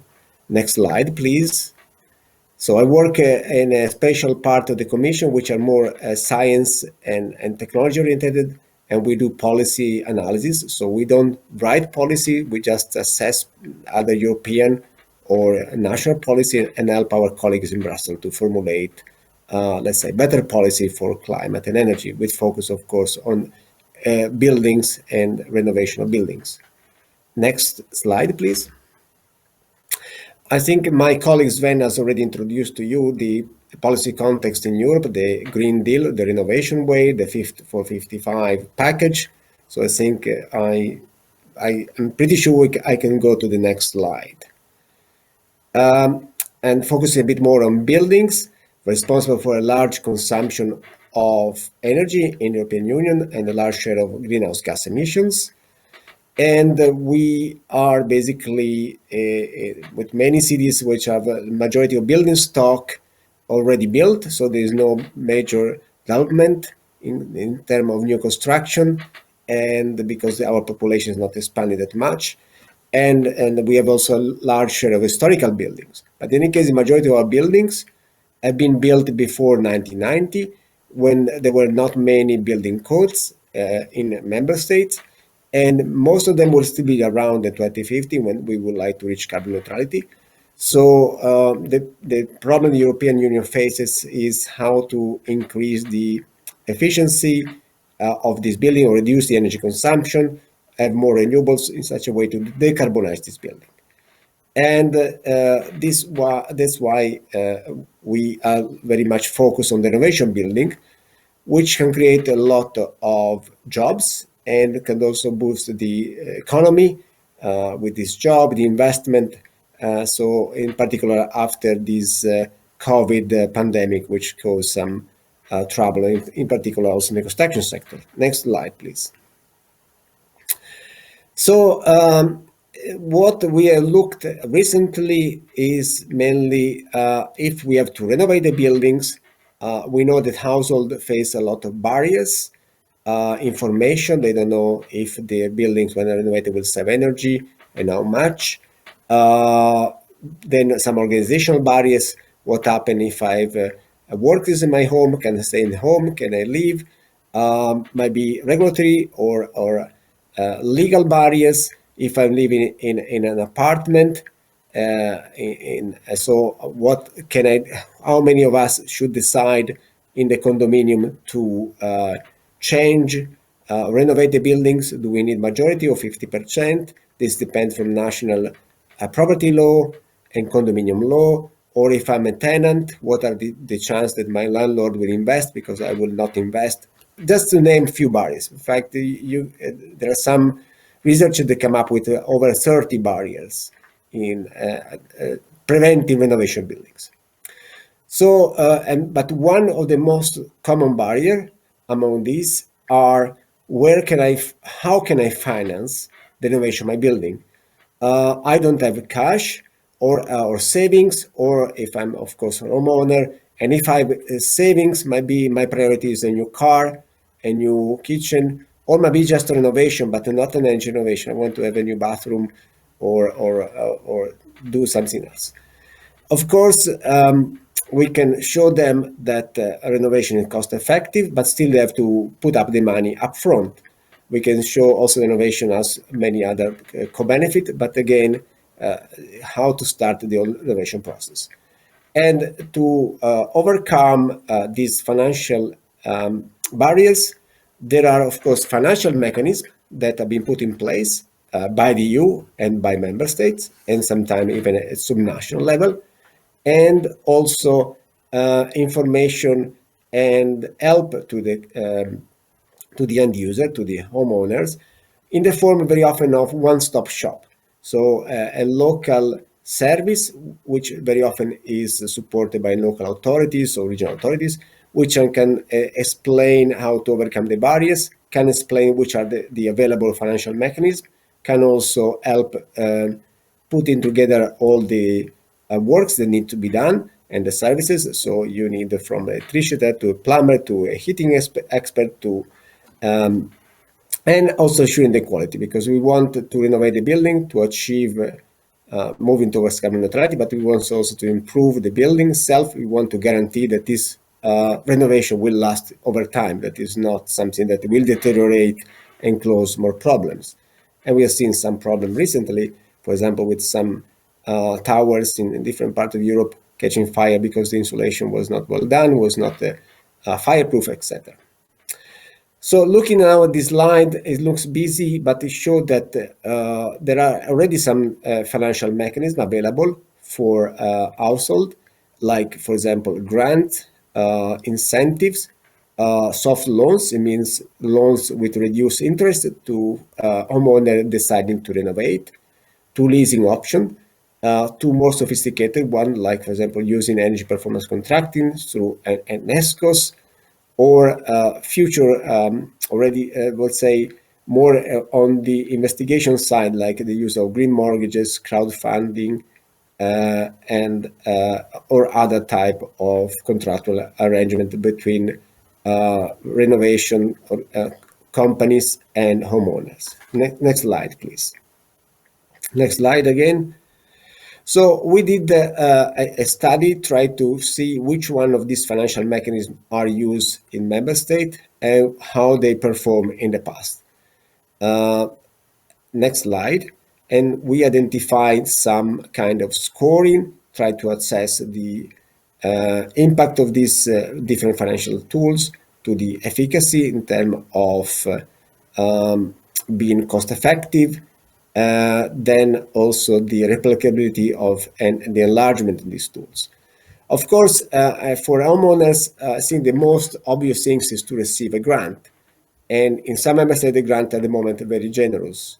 Maybe 30% of the investment, 20%. But all we know that this type of subsidies are not very sustainable.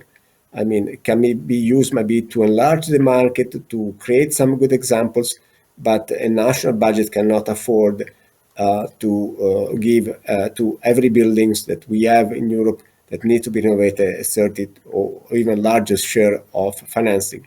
So we want to see more maybe loans, maybe the public budget can be used to decrease the loan cost for a larger number of homeowners, so more buildings can be renovated.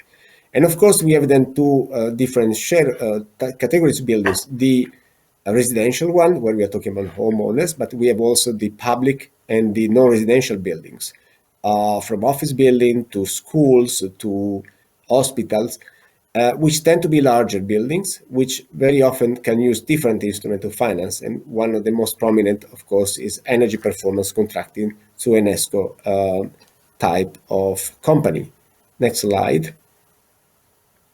So I already mentioned basically the criteria that we use in assessing the different financial schemes that are available right now in the European Union. Important point is also to the last one, outreach to hard-to-reach groups, in particular fuel-poor households, which have difficult to pay the energy bills, so maybe underheat their apartment houses, that maybe don't have certainly cash to invest in renovation, and maybe are also difficult to reach, in the sense that are not really interested in for a number of other reasons, being unemployed and not having a credit worthiness with financial institutions, so they cannot get a loan. So a difficult and different maybe situation from the majority of other citizens.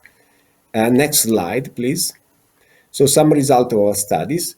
So at the moment, we calculated that the investment in renovation building is around 15 billion euro per year, which could be seen as a large sum, but what is needed if we want to renovate double renovation wave. As you know, now we're around 1%, and we want to go at least to 2% for many years. We needed 10 times this amount, in the range of 100 billions per year.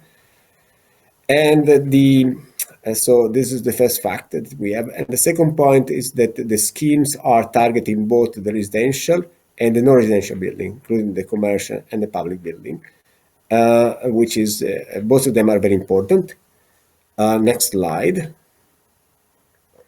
So beside European schemes that we have that go to directly to end user or to region and state, we have also national schemes that can also be co-financed by European funds. And in this BC graph, we show for the 27 member states which one they use grants and subsidies, which, as you can see, is the green part on the left of the screen. And almost all member states use still grants and subsidies.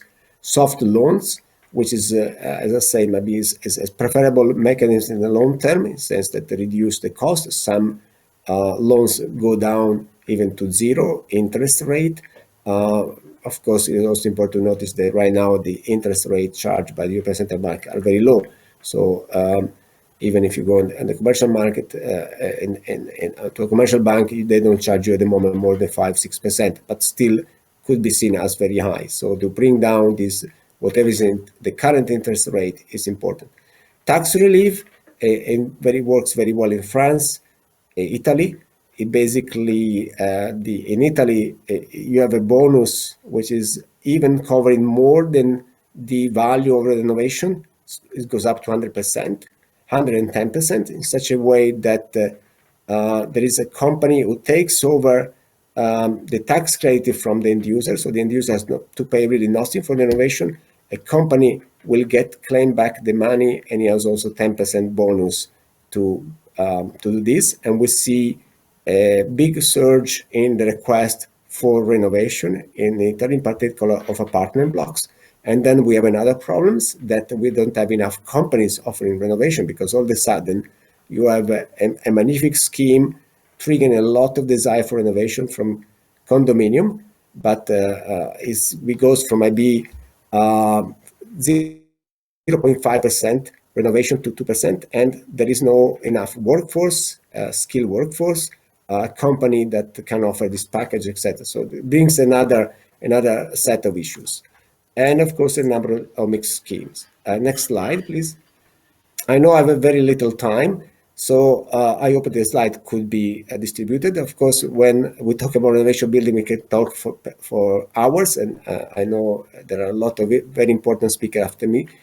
So here we identify some good practices in member states according to the 6 criteria that I already mentioned to you. And so you see different types of schemes, but in particular, tax credit works very well in France and Italy with a large number of intervention. And of course, in Germany is a subsidized loan by the National Development Bank, KfW, who have been in this business for many years. But there is also the ambition level, which is very important, which scheme they really aim to a deep renovation, going toward near zero energy buildings. It's also important, which are cost effective, which are applicable, and which one are targeting the hard to reach customer or groups of population and household. Next slide.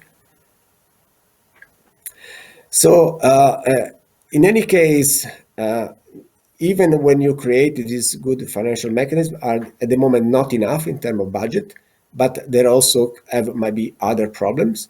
You see that most of member states have more than one financial scheme, so there is not a perfect one.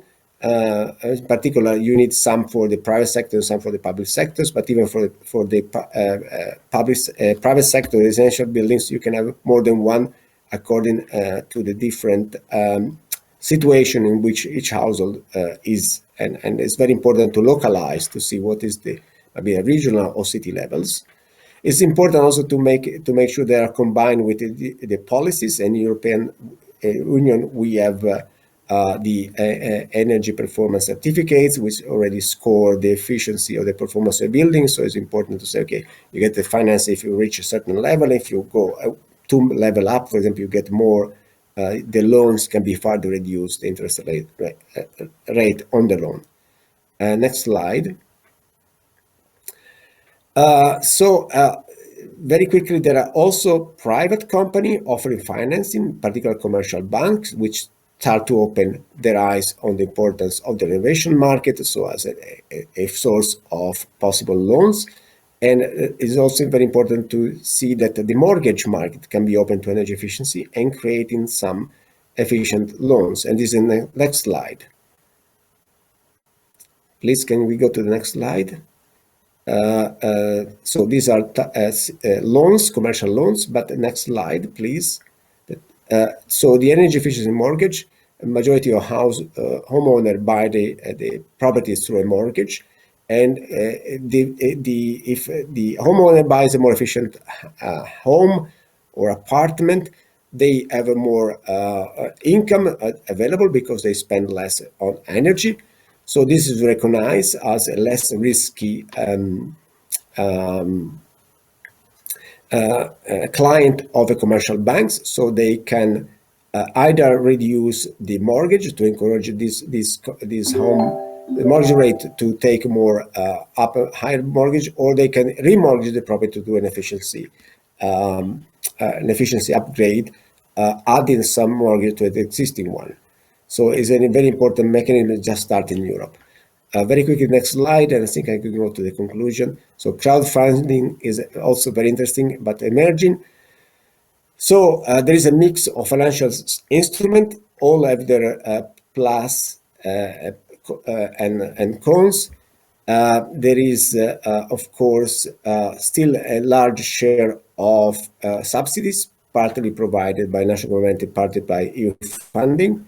There is the importance is also to bring in the private sector, the banks, to have a system whereby the public financing is used very wisely to really decarbonize the building stock and reach the largest amount of possible building. So attention not to overspend with subsidy in the initial years. And again, it's very much down to the local situation, the type of building owners, private or public, and also the national law and condition. And with this, I stop. So thank you for your attention, and sorry to be late. Thanks, Paolo. I think we will distribute the slides with your permission, and so it will be possible to read also the report, of course. So I would like to hand over to Mariana to introduce you to Jurita Bunchikov, who's our next speaker. Себе спасибо большое. Доклады настолько интересны, что очень жалко их прерывать. Но что делать? Время есть время. А сейчас я приглашаю Юрия Андреевича Табунчикова, чтобы он подключился. Юрий Андреевич – профессор, академик Российской академии архитектуры и строительных наук, заведующий кафедрой Московского архитектурного института Государственной академии, основатель и президент Российской ассоциации инженеров АВОК, fellow and life member of ASHRA, fellow member of RIVA, член-корреспондент от России VDI, член-основатель Международной академии качества воздуха в помещении ISIAQ, член-основатель Российского совета по экологическому строительству RUGBC, и, наконец, он имеет именной диплом Нобелевского комитета 2007 года за успешную работу в межправительственной группе экспертов по изменению климата. И доклад Юрия Андреевича «Государственная стратегия по достижению высокой эффективности к 2030 году». Пожалуйста, Юрий Андреевич. Так, спасибо большое за очень такое помпезное представление меня. Уже можно было бы и не выступать. Но все-таки надо рассказать, что же у нас в России делается со стороны правительства для того, чтобы повысить энергоэффективность и снизить СО2. Вообще нужно вот с чего начинать, что жилой фонд России составляет 5,5 миллиарда метров квадратных. Ежегодно строится 80 миллионов метров квадратных нового жилья.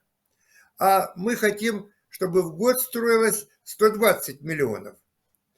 Затраты на строительство составляют 15 миллиардов, и ежегодно на капитальный ремонт тратится 5 миллиардов евро. Пожалуйста, дальше. Вот потребление энергии для нашего строительства составляет 172 миллиона тонн условного топлива, или, если говорить языком более понятным, 172 миллиона тонн каменного угля. Вот такая огромная цифра. В России стратегия повышения энергоэффективности, вот такой стратегии, которая была бы там на 20 лет, на 5 лет, ясная, ее на самом деле нет в России. Но в России много выходит постановлений правительства по повышению энергоэффективности зданий. Это по существу и может быть рассмотрено как стратегия. Дальше, пожалуйста, следующий слайд. Определим, что такое энергоэффективность. Энергоэффективность – это удельный расход тепловой энергии на отопление, вентиляцию за отопительный период, отнесенный к 1 метру квадратному отапливаемой площади. Вот такое определение. Дальше, пожалуйста. Вот мы начнем как бы ретроспективно. Что же мы имеем в России? Потому что в России была совсем другая экономическая система, чем в тех странах, которые сегодня докладывались, и поэтому вот хорошо понять, как она развивалась с точки зрения энергоэффективности. Вот до 1956 года было строительство многоквартирных домов. Вот на этой фотографии видно вот такие здания, довольно приличные, строились. Я живу в таком здании и очень доволен. Из чего оно состоит, это здание? Следующий слайд, пожалуйста. Стены из кирпича.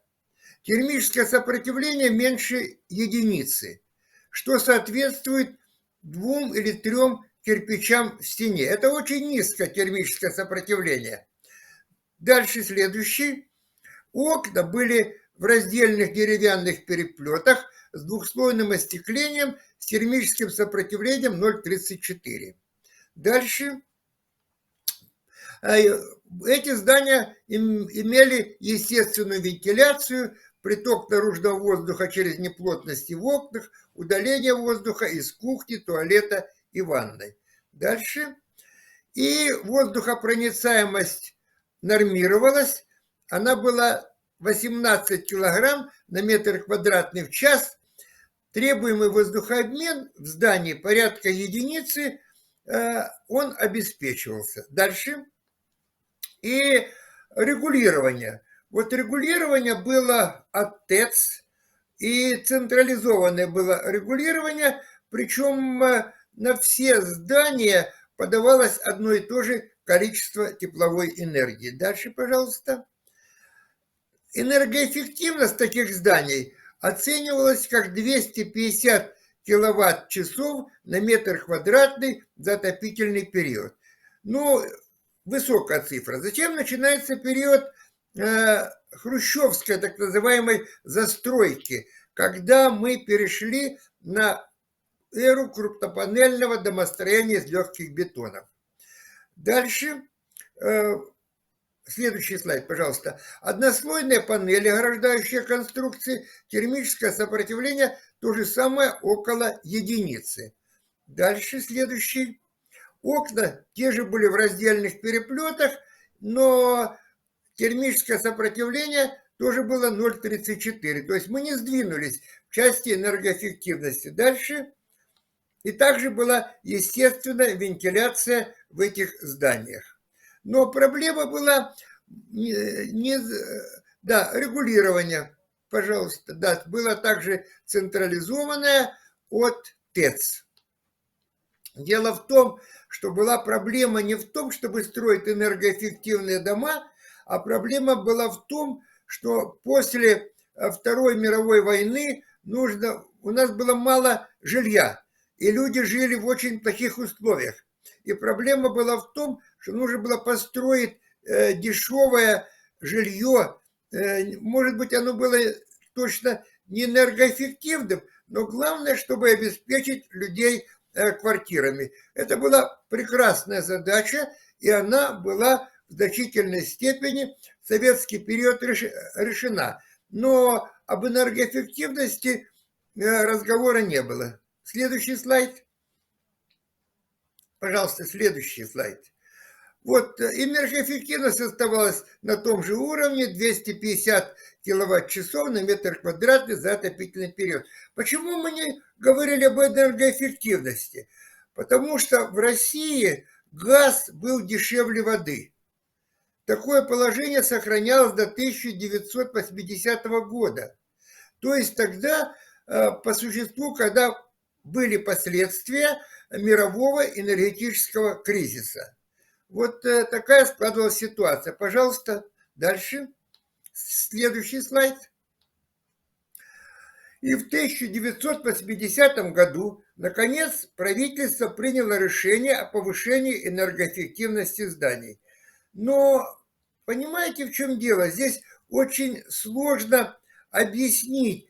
Мы говорили об энергоэффективности, о необходимости перехода от кирпичного строительства, от строительства однослойных панелей к строительству панелей с эффективными утеплителями.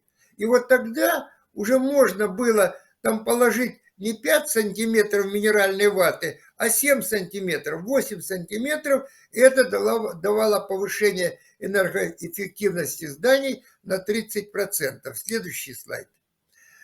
Вот, и тогда уже в новых зданиях в этих энергоэффективность составила 180 киловатт-час на метр квадратный за отопительный период. Следующий слайд, пожалуйста. Вот по заданию правительства, я руководил этой работой, был впервые разработан нормативный документ, в котором были заложены впервые рекомендации по повышению энергетической эффективности зданий. Термическое сопротивление было повышено уже здесь на 50%. Был введен расчет экономического обоснования теплозащиты. И сопротивление теплопередачи окон было повышено с 0,34 до 0,36. Но нужно сказать, что, в общем, экономика не очень работала. Дальше следующий. Следующий слайд. Изменение требований воздухопроницаемости окон было 18, потом стало 10, а затем стало 5. Это была очень опасная тенденция, как бы экономия энергии, но с другой стороны, пожалуйста, слайд следующий. Это следующий, пожалуйста. Слайд, переключите.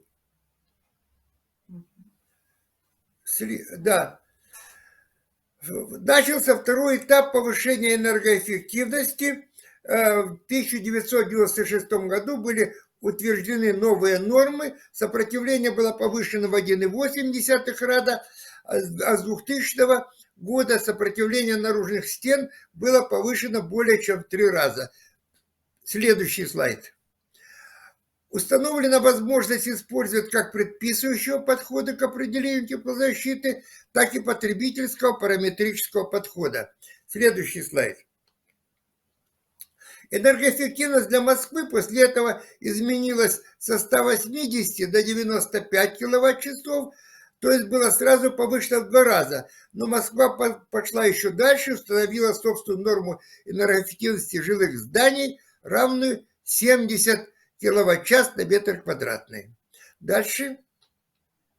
Третий этап, наконец, наступил, когда вышел федеральный закон номер 261 об энергосбережении. В нем были изложены требования по повышению энергоэффективности зданий, увеличение термического сопротивления на 15%, а с 2020 года на 40%. Пожалуйста, дальше. Следующий слайд. Введены были классы энергоэффективности и введено правило определения этих классов. Дальше. Следующий. Вот, введен подомовой учет потребления теплоэнергии на отопление и вентиляцию. Введен энергетический паспорт здания. Вот лично АВОК разработал и энергетический паспорт здания, и учет, и подход к подомовому учету энергии. Дальше, следующий.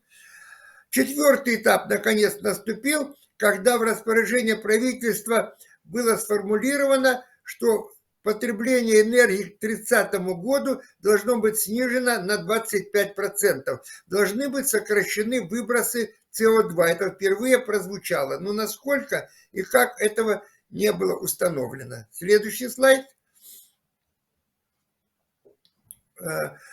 Показатель энергоэффективности зависит от градуса суток отопительного периода. Для Москвы он 95, для Новосибирска 125, для Ростова 67, для Магадана 148, для Иркутска 130, Симферополя 50. То есть он зависел от того, если теплый край, то как Симферополь, то здесь не надо много топить, а в Новосибирске мы должны требовать более высокой теплозащиты. Следующий слайд.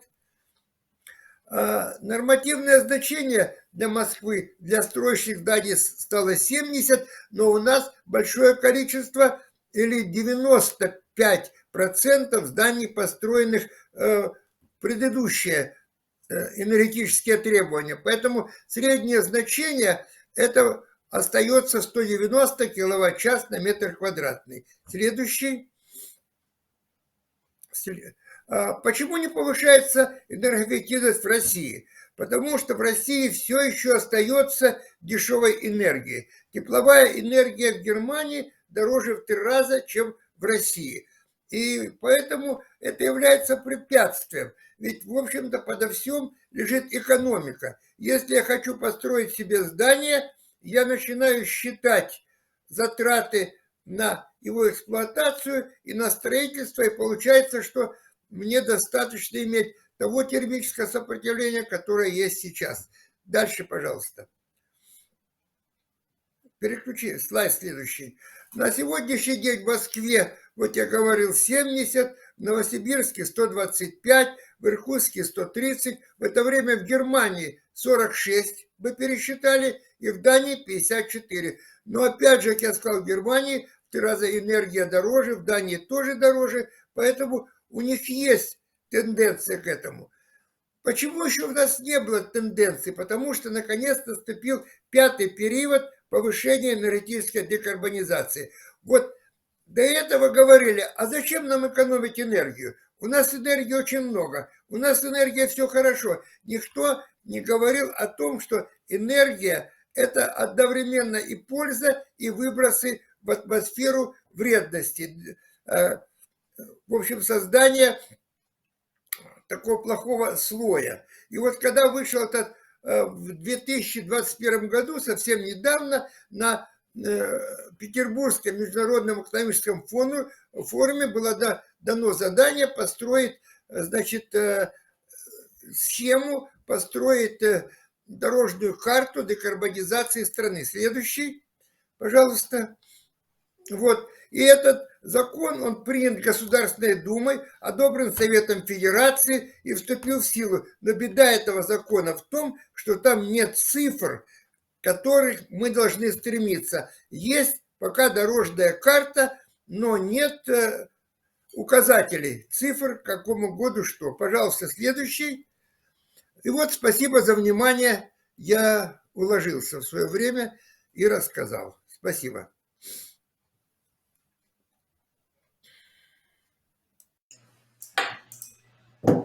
Спасибо большое, Юрий Андреевич. Вопросы будут чуть позже, а сейчас слово передаю Игорю. Пожалуйста. Thanks, Mariana, and thanks for the presentation as well. And I would encourage the participants to put your questions already in the chat so that we save them and do not forget about them.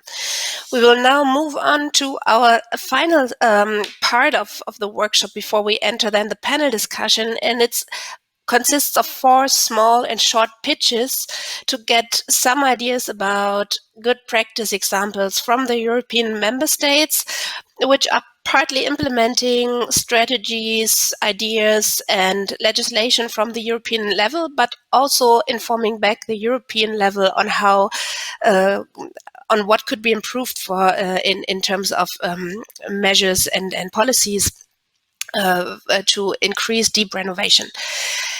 We will cover both financing mechanisms and have a look into the development of energy performance certificates and into one example of one-stop shops, which have been mentioned earlier on. And we will start with the example of the Latvian Baltic Energy Efficiency Facility. I will abbreviate it LABIF, and Nicholas Stanchov is going to talk about that. He has a lot of experiences in creating and restructuring businesses and also in investment banking, and he has been working on financing energy efficiency projects in the 90s in Russia, if I'm not mistaken, and so he developed with that insights in mind and co-founded LABIF, and we're looking forward to your presentation. The floor is yours. Many thanks, Sybil. Many thanks to our colleagues in Russia and for Akbok for setting this up. I will explain how we came to create this instrument and walk us through the slide. As the whole process is very complex, these are only very much the main points, so as to hopefully leave you challenged to learn more. We designed our answers based on the concrete experience in Latvia of buildings, multifamily buildings that you all know, with savings of over 50% over 10 years and doing only passive measures. We think much more can be achieved. We also think that multifamily buildings today should be renovated on an industrial basis, on the same way that they were built. And this requires an increase in scale of several orders of magnitude so as to trigger the necessary changes in the renovation sector. As Mr. Bertoldi mentioned, already capacity constraints are being hit everywhere in Europe. So it is urgent that we really start to scale up. How can we do that? Before looking at the technical answer, we looked at the social aspect. As Mr. Granovsky mentioned, motivating the owners is the key. So we designed a product that makes it as easy as a subscription so that you could do it the way you lease a car. Why? Because this is a once-in-a-lifetime decision by owners. They're scared. So as to deliver standards of safety, health, and comfort, we have this slide. And we'll start at the bottom of the slide with the end in mind. The gray bar showing the benefits to the owners. While the works are still going on, owners already receive benefits. At the same time, you see in red underneath that the service provider is receiving returns all the way through the contract. He is not only making a capital investment, he is selling a subscription, a service of standards of safety, health, and comfort. Aligning this way the interests of all the stakeholders on the final beneficiary. If he pays, then the financiers will be happy and there will be more money coming into the system. We therefore separate the risk of payment from the risk of execution on the left side. As you see, that risk is quite high at the beginning, and it comes down as the project is concluded, and then it's really just a payment risk. It's really quite small. We have that from our experience, even under COVID, no defaults. So what we do is we're pre-financing the energy services for a renovated house with guaranteed guidelines that they have to respect, and at the same time, the company gets its money back at the time that we pre-finance those future invoices, having to receive their capital other building. In this way, we can start having scale. Finally, all of this is delivered on a digital backbone that follows the building from initial design all the way to the end of the contract. Many thanks. Many thanks from my side, and also you stick perfectly to the time, which is wonderful. And I really hope that the participants will put their questions in the chat to enter into the discussion and to get to know more about the program. Well, of course, I would hope that they can reach out to me. And our next speaker is Rui Fragozo, and I'm happy that he will talk about the next generation of energy performance certificates in Portugal. Rui is a civil engineer, and also he has a postgraduate degree in planning and sustainable construction and building acoustics. And most importantly, he now works is the head of the buildings department at ADENE, the Portuguese energy agency. And he has designed and implemented the one-stop shop portal Casa Plus, sorry, and provided technical assistance to the implementation of financial instruments as well. So we're very much looking forward to your presentation, please. Thank you very much, Sibyl. Well, I would like to greet the European Commission and the Russian colleagues, and also BPIE for setting up this workshop, and also to give a warm welcome to everybody attending the session. I bring you the example of setting up and implementing energy performance certificates in Portugal. We have now implemented those in more than 10 years ago, and we are now collecting the benefits, I would say, for such a system. We have at the moment around 2 million energy performance certificates issued so far, with more than 4 million improvement measures already identified, and that has been used mostly to provide information for the building owner to know and to incentivize him to do good choices. And behind that, we have actually a scheme of 12 best practices that we are now collecting at the moment, divided in 3 actions: supporting policy making, incentivizing renovation actions, and also support stakeholders. Starting by the first one, with all the data that we are now collecting from the EPCs, we know more about the building stock. We have improved our statistics, and we can do much more legislative packages with that information.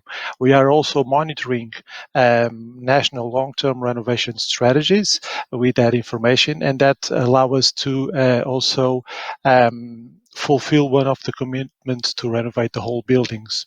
Also, we are able to estimate financial needs and support to the building renovation, and also to predict the impacts of future legislation, knowing in advance what would be the impact to implement nearly zero energy buildings or going even further.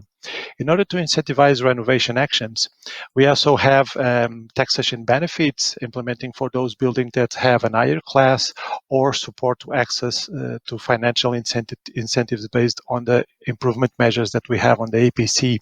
We also see that building transaction prices are being increased, and people are willing to pay more for better buildings, and also EPCs are now linked with one-stop renovation, one-stop shops, for building renovation in order to improve renovation measures. Multiple dimensions are now being included also on EPCs, where we have more information about comfort, smart readiness indicator, electromobility, and etc. And at the end, stakeholders are also benefiting from the EPCs. We have around 3 million data points on the database, and that can be accessed to support research and development. Also, real estate agencies are better informed when they put buildings on their advertisers, having information, detailed information about the building energy performance, and also local authorities. They use that information to design, to implement, and to monitor their plans, and also to support also actions not only at national level but at local level. And so that I conclude my presentation, and I'll be looking for any questions. Thank you. Thanks a lot for this great presentation and insights on the energy performance certificates. And I would like to go a bit more into what can be done with this, and looking into a project, an initiative which uses the mapping of energy performances of buildings in the Netherlands. And I would like to hand over the floor to Marcel van Meert. And Marcel van Meert is a consultant in sustainability. He studied land and water management and economics.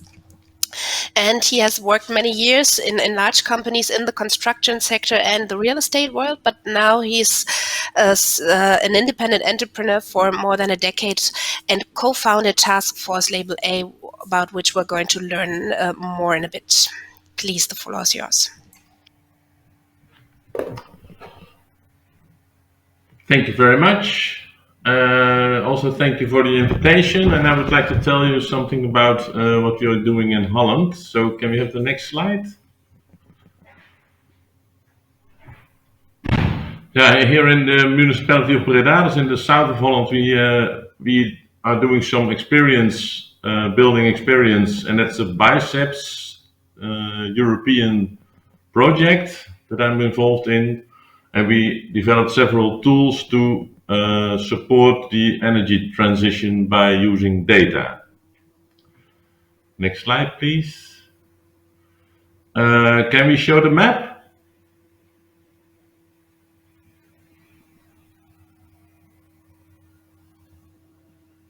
It should work. We tested it.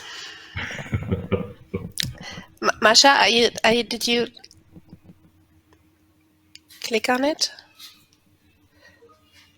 I cannot see the map. But... that is not cool. We don't see it. I don't see it. Are you sure you're sharing that slide? Because it worked with me and now something's happened. I saw it for a while.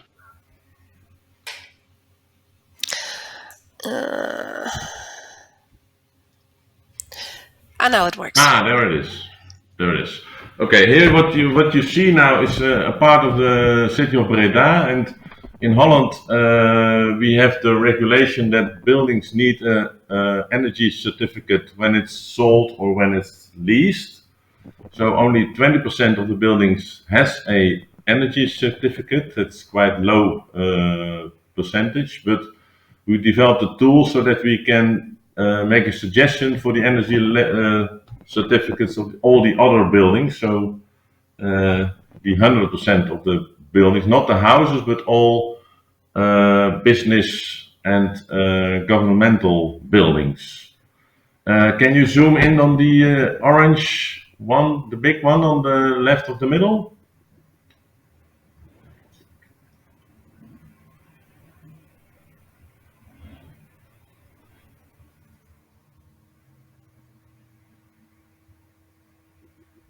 Yeah, it's quite small, but to see. But here, yeah, you can see now. This gives a map of, and it shows the quality of the buildings in the municipality of Breda. So in a really quick view, you have you can see what the quality is. So in Breda, there's a lot of work to do to make all the buildings green for about the next 10 years. But here we have the information for the owners and the municipality so they can manage this process. Next slide, please.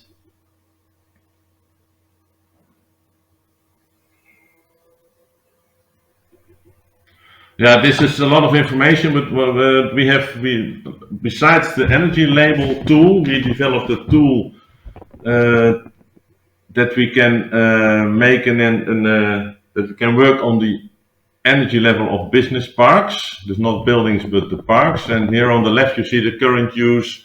We work out what the savings are, what the possibilities are for savings, and also the possibilities for creating energy. And then you see that most, and the next slide, please.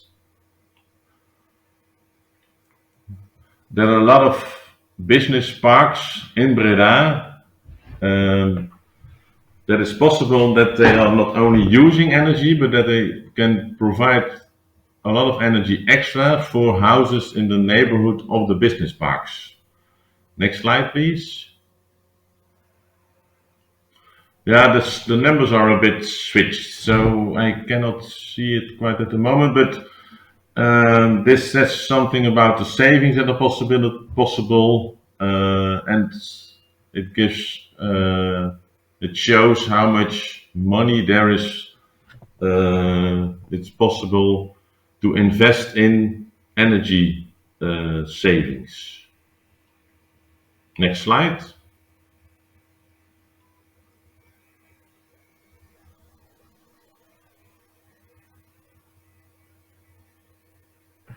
I thought there was one more slide.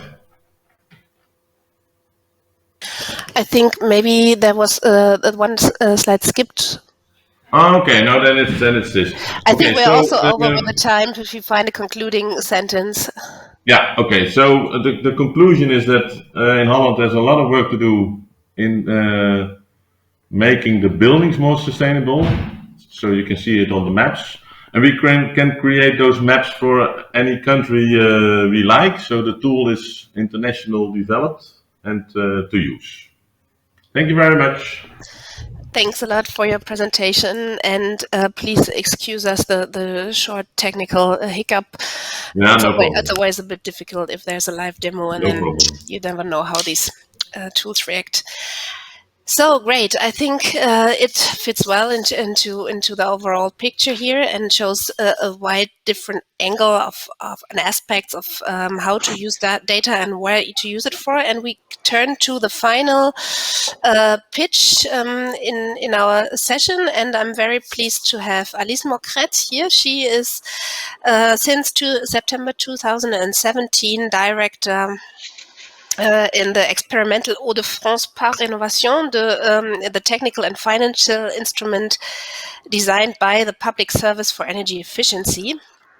And prior to that, she has had several jobs, including as process engineer, training manager, product development manager in a worldwide leader in insulation solutions. So we're looking forward into hearing more about the good practice of one-stop shop, which we have heard about already by Sven Dammann a little bit, and Paolo Bertoldi also mentioned it. So Alice, please, the floor is yours. Thanks a lot, Sibyl, and thanks to everybody to be there today. I'll try in a few minutes to present effectively the third-party financing concept that has been developed in France since few years, and especially in the Hauts-de-France region, through a public service that I represent today. The idea is, you can go to the next slide now. Yeah. So the idea came from the observation that the market of renovation exists in France, and it's quite a large one, but less than 10% of projects reach a high level in terms of performance, mainly due to a lack of budget and a lack of confidence in the capacity of the professional to fulfill the promise of quality, and also the promise of energy consumption reduction obtained by the project. What is clearly not enough, 10%, to reach the regional and national 2030 and 2050 objectives.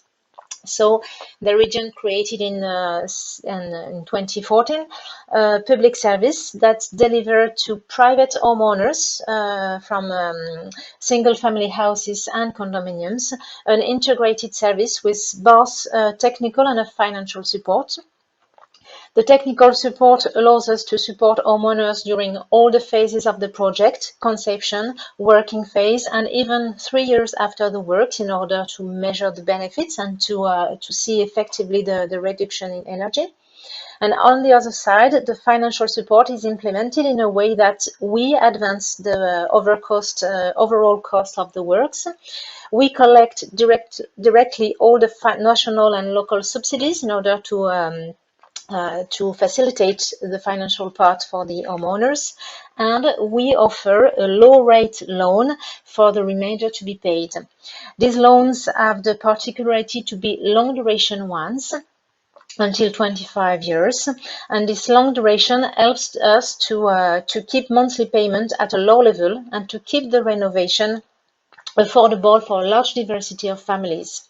Another particularity of the loans is that homeowners start to reimburse only at the end of the works when they start to benefit from the renovation with lower energy invoices. The idea was that, considering a 25 years period, saving on energy bills are high enough to cover the monthly loan payments, so that the investment is completely paid by the energy savings. For poor families that are quite heavily subsidized, it is really a chance, because in a lot of cases banks refuses to lend them, and without their loans, their projects can't start. Only conditions are to make a global renovation project with a minimum of energy consumption decrease of 35%. And we achieve an average decrease of about 54% in consumption. We accompanied, till now, you can go to the next slide. We accompanied, it is accompaniment, 770 single family houses and 20.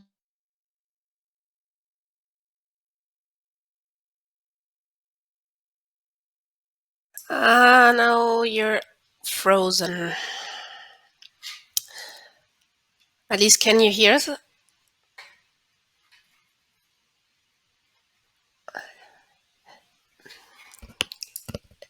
Just can anyone else hear Alice, or is it just me? Now we can hear you well. And Alice? But not the speaker. But we don't hear Alice. Yeah.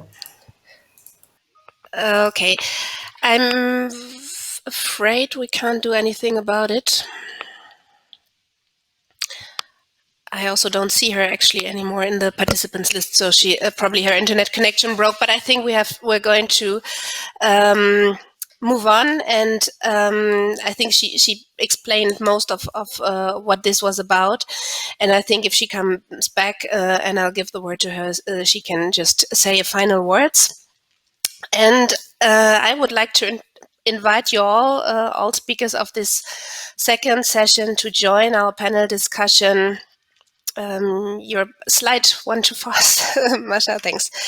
And I think what I would like to put as a headline for that panel discussion is really to understand what are the success factors of good practice examples. So what are the crucial learnings and takeaways that we draw from the examples and from your experiences.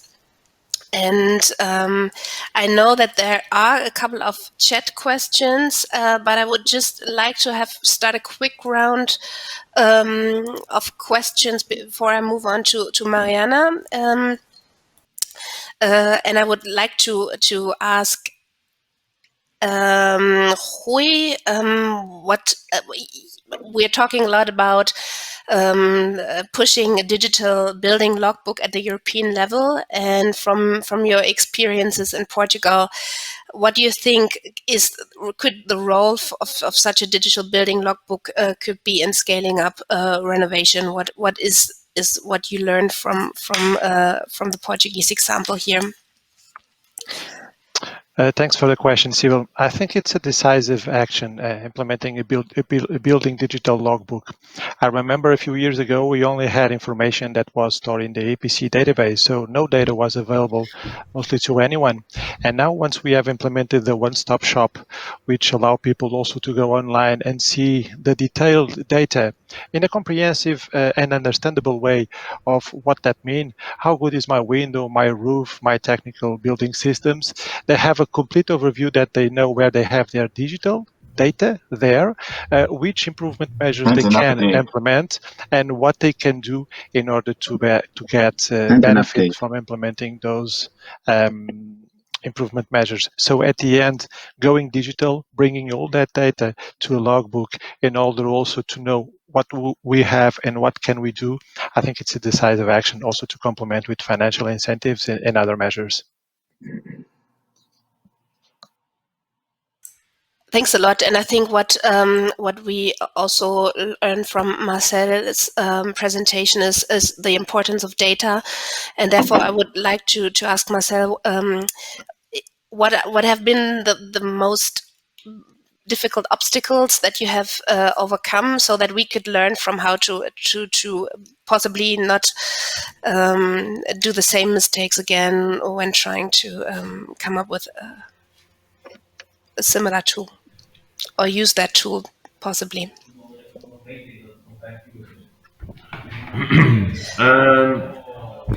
The obstacles is that you need the right statistical measurements to do this. And in Holland we have a lot of data of every building. We know how big it is, how old it is, who is working there. So we have a national data set which is accessible for the public.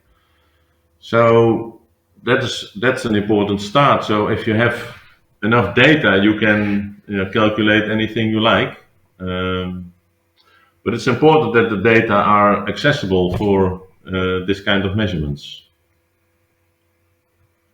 Maybe just to quickly come back to Rui, also in view of what we could do and what your advice would be for the European level, how to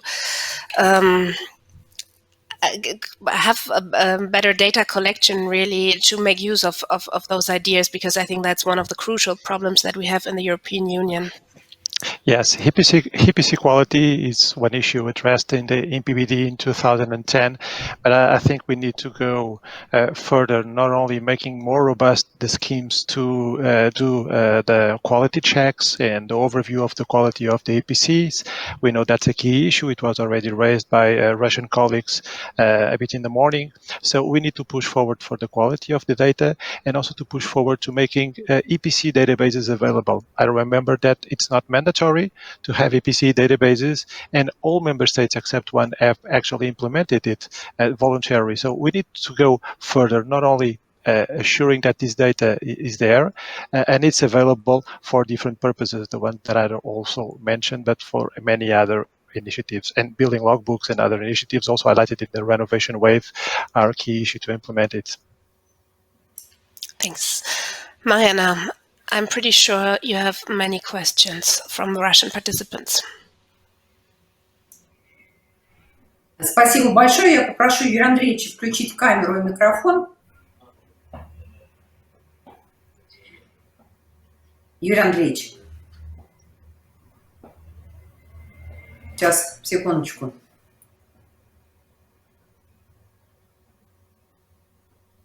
Ариана, вас не слышно.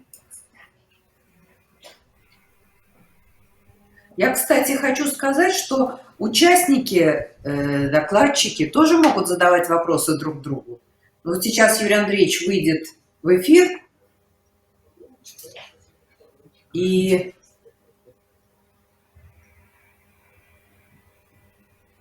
можно тогда я задам вопрос Виктору?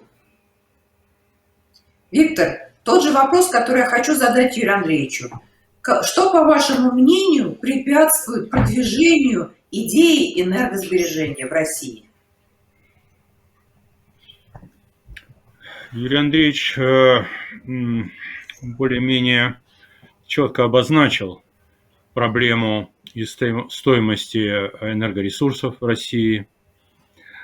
Я бы добавил то, что я в своем докладе постарался отразить. Это отсутствие мотивации у строителей и пользователей.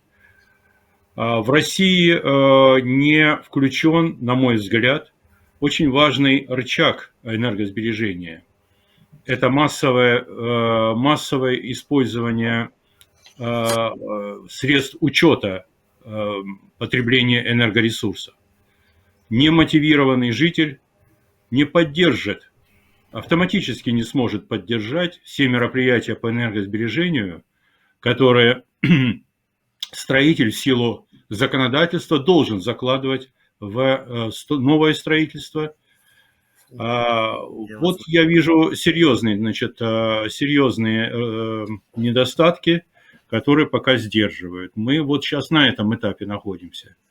Виктор, спасибо большое. Я сейчас хотела бы задать Юрию Андреевичу этот же вопрос. Какое ваше мнение? Что тормозит в плане энергосбережения? Что? Да. Just a super quick question, because it would be nice to see all panelists. If they could all turn on their camera, that would be great. So it's...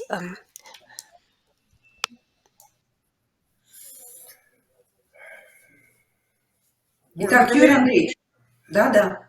Ну, дело вот в чем, что у нас все еще остается дешевая энергия, но повышать ее нет возможности, потому что у нас и низкие зарплаты. Но это не значит, что мы бедно живем. Например, в капиталистических странах высокая зарплата, но и высокие расходы. То есть мы находимся, в общем-то, на одном уровне. Но вот когда мы начинаем считать экономическую целесообразность, для этого нужно знать хотя бы два показателя. Первый – это стоимость энергии на ближайшие как минимум 10 лет, которая должна быть утверждена на уровне правительства. И второе – инфляция на 10 лет, потому что тогда только я могу посчитать экономику. Этих показателей нет на сегодня. И мне очень трудно считать, что же дадут мероприятия по энергоэффективности. И вообще энергоэффективность, мне кажется, это как немножко уже устаревшее понятие. Сегодня более эффективно в части повышения качества это декарбонизация. Если будет декарбонизация в том, что продается, как часть, понятная, за которую мы платим, то это будет более эффективно для того, чтобы решить вопросы и энергоэффективности, и внедрения различных мероприятий по экономии. И, наконец, вот еще что. Сегодня, когда у нас продается или покупается квартира, то интересуется видом из окна, интересуется площадью, но никто не спрашивает, а какие расходы он будет вести за коммунальные услуги, за отопление, за горячую воду. Вот нужно образовать людей, чтобы они понимали, что покупая квартиру, строя дом, нужно понимать не только капитальные вложения, которые были, но также и те расходы, которые они будут нести. То есть здесь большая необходимость в образовательной части, причем не только жителей, но и руководящих специалистов, которые тоже на это не очень обращают внимание. Это пошло от советского периода, когда у нас все было очень и очень дешево. Дело в том, что я бы добавил, прошу прощения, что вот реагируя на слова Юрия Андреевича, что в принципе тарифы на коммунальные услуги у нас субсидированы, и поэтому даже если мы говорим об энергоэффективном и неэнергоэффективном, то дифференциал небольшой между этими оплатами, но это очень важный фактор. И я бы хотел спросить нашего португальского коллегу, когда он говорил о, мы называем это паспорт квартиры, какой я не очень почувствовал рычаги по энергосбережению при наличии таких паспортов. Еще лет 15 назад я в Германии видел эти паспорта. Да, достаточно подробная информация по квартирам, но что я мог дальше сделать? Менять окна? Делать больше теплоизоляцию стен? Да, информация эта нужна, чтобы дальше смотреть по коммунальным затратам, но как рычаг для энергосберегающего поведения я не почувствовал. Если можно, короткий комментарий.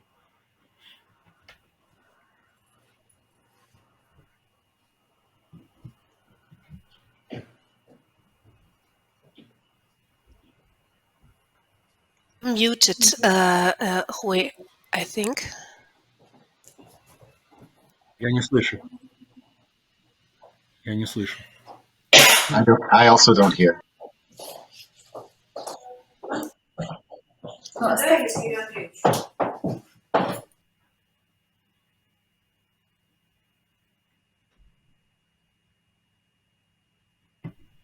Нет возможности услышать, да? I don't know if you We can could hear me. you, Yulia. If you don't mind, I will answer in the space. Okay, and then afterwards, I would really like to give the word to Alice, so we shouldn't forget about her. Okay, very shortly.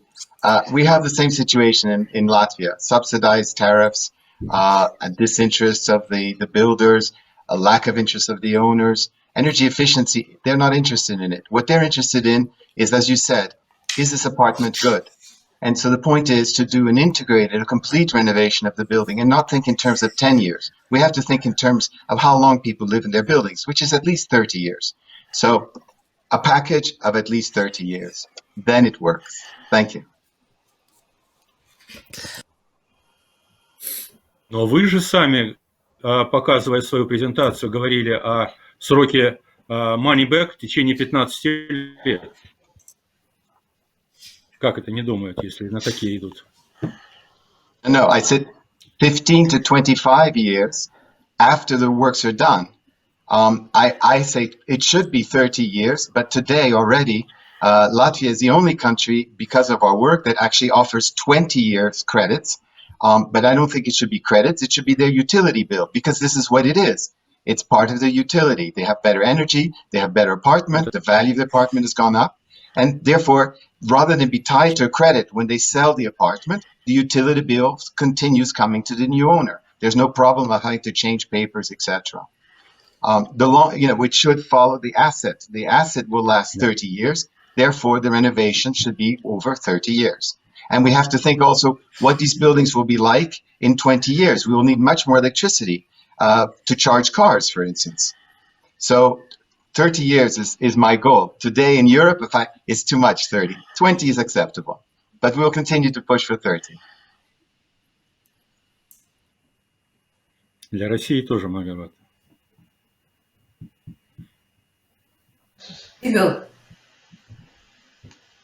Я могу спросить. Can I ask a question?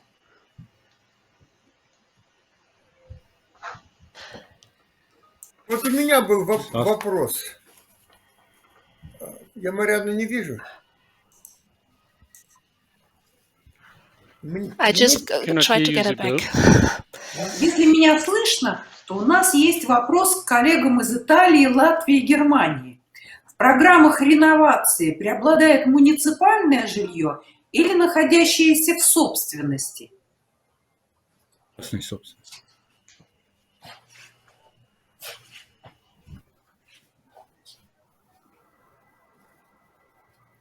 Вопрос к коллегам из Италии, Латвии. Угу. Нет ответа. Хорошо. Тогда я задам вопрос Игорю Андреевичу. Nicholas cannot speak. I just see that. He would like to, but maybe Paolo tries to speak. We are looking at both type of buildings, both residential and social housing. Private and social housing. And social housing is easier to renovate because we have a company which has some public obligation and in fact are a priority for renovation because there is one single owner which can better manage and tends to be larger projects. So even ESCOs and the type of project that Nicholas does in Latvia are also appealing in Italy. Thank you. Thanks a lot. And Sven, is that related to this discussion still? Yeah, I should think so. Well, my question is to the Russian partners, and thanks for sharing your interesting insights. In Europe, you also have programs addressing the local level because sometimes it's difficult to get the overall national government moving, but there are a lot of good examples at local level. Do you have examples of some cities pioneering energy efficiency action? And I also wonder, because I suppose you still have quite some buildings that are prefabricated and would lend themselves to a large-scale industrialized renovation, as we saw from the examples in, for example, my presentation. Have you seen that in your country somewhere, or could a pilot be considered that would then maybe scaled up? Я могу сказать, поскольку мы в рамках работы в компании Danfoss активно взаимодействуем с регионами, как с точки зрения пропаганды задач по реновации, энергоэффективной реновации. Значит, хорошим примером в 2007-2008 году являлась сама Москва, где проводилась большая программа по реновации существующего жилого фонда, включая повышение теплоизоляции наружного ограждения зданий и модернизации инженерных систем, в частности, систем отопления, полной модернизации в соответствии с известным вам, как специалистам, техническим обновлением. К сожалению, сейчас Москва ограничивается простым РПА, то есть простым ремонтом зданий, но в Санкт-Петербурге проводится более-менее капитальный ремонт, более-менее близок к энергоэффективному. В частности, регулирование индивидуальное ставится автоматизация параметров теплоносителя наводит в здание, устройство для автоматизации. Такой же пример можно сказать и о Казани. Примерно такой же, так сказать, набор мероприятий. Ну и ряд региональных, областных и необластных городов, в которых какие-то фрагменты есть. Но эти фрагменты, они финансируются уже более чем из возможности взносов жителей. Какую-то часть на это выделяют муниципальные бюджеты. Это очень сложная часть. Для этого нужно выпускать специальные законы локальные по финансированию этой части. И повторюсь, пока это все административные шаги. Мало того, что жители не могут, это почему-то очень тяжело идет, осуществлять учет потребления ресурсов, индивидуальный учет я имею в виду. То есть практически нет у них мотивации. А это выпадает серьезное звено в мотивирующей цепочке к энергосбережению. А еще нет мотивации ни у застройщиков или тех компаний, которые реализуют эти мероприятия по энергосбережению. Вот примерно такой срез обстоятельств в России.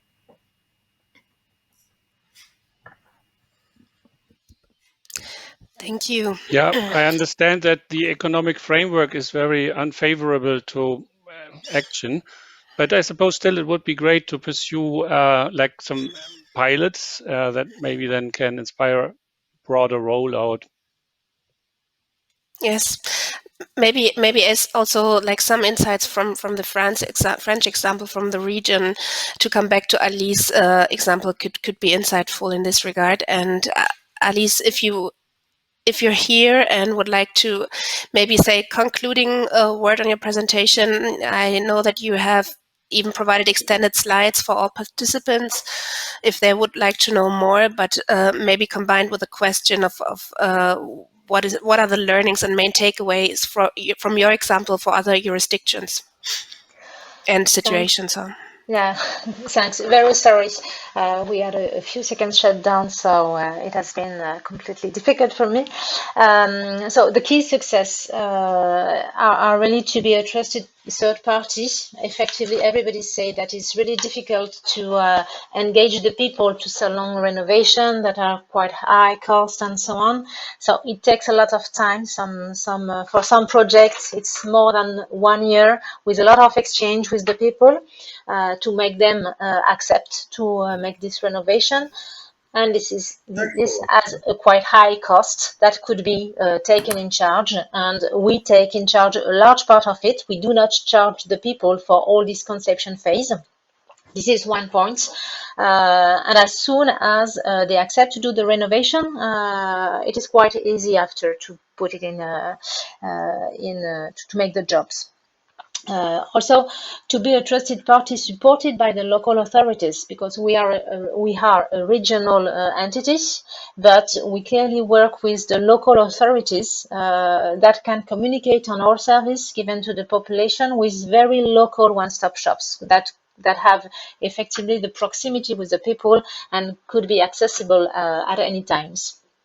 Also, we have a quite good environment today, national environment, with so the state take decisions to valorize the global projects with quite high incentives under conditions of reduction of the consumption. So that helps a lot to engage people.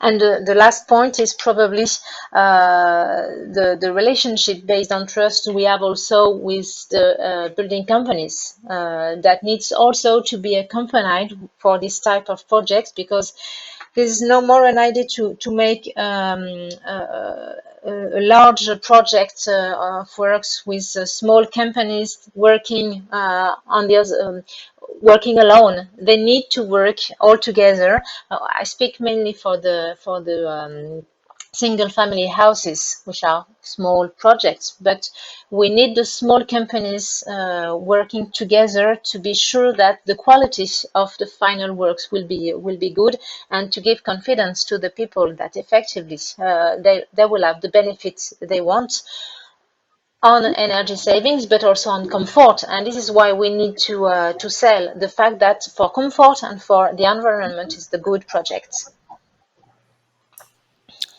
Thanks a lot. We're approaching the end of our workshop, but I think there are maybe questions from Mariana. I think I would like to have one more round. Yes, Mariana. Да, пожалуйста, вот я бы хотела предоставить Юрию Андреевичу, может быть, это будет заключительным. Я бы хотела предоставить слово Юрию Андреевичу.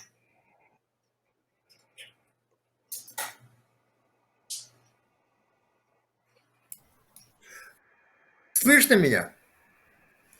Да. Я хотел сказать, что в части теплозащиты зданий мы во всем мире уже достигли хороших результатов. Очень хороших результатов. Сейчас вопрос стоит не о теплозащите здания, а вопрос главной вентиляции зданий. Вот где сейчас основные теплопотери, где основное повышение энергоэффективности. Мы построили 17-этажный дом с механической вентиляцией, с утилизацией теплоты. И в этом доме уже 12 лет жители платят за энергию в 3 раза меньше, чем в аналогичных таких же домах. Вот. Но будет ли механическая вентиляция жить или не будет, мы делали международный такой опрос, проводили круглый стол и получили самые разные мнения. Сказали, что в Германии не прошел этот номер. Второе. Мы построили 17-этажный дом с тепловыми насосами от тепла земли. И мы полностью покрыли все расходы на горячее водоснабжение. Они в годовом цикле равны расходам на отопление. То есть мы все время говорим о теплозащите, но главные вопросы сегодня – это вентиляция, особенно в связи с пандемией. И второй вопрос – использование нетрадиционной энергетики. Вот на чем нужно сосредотачивать внимание. А теплозащита мы уже хорошо сделали. Хватит с ней. Вот это главное. Все.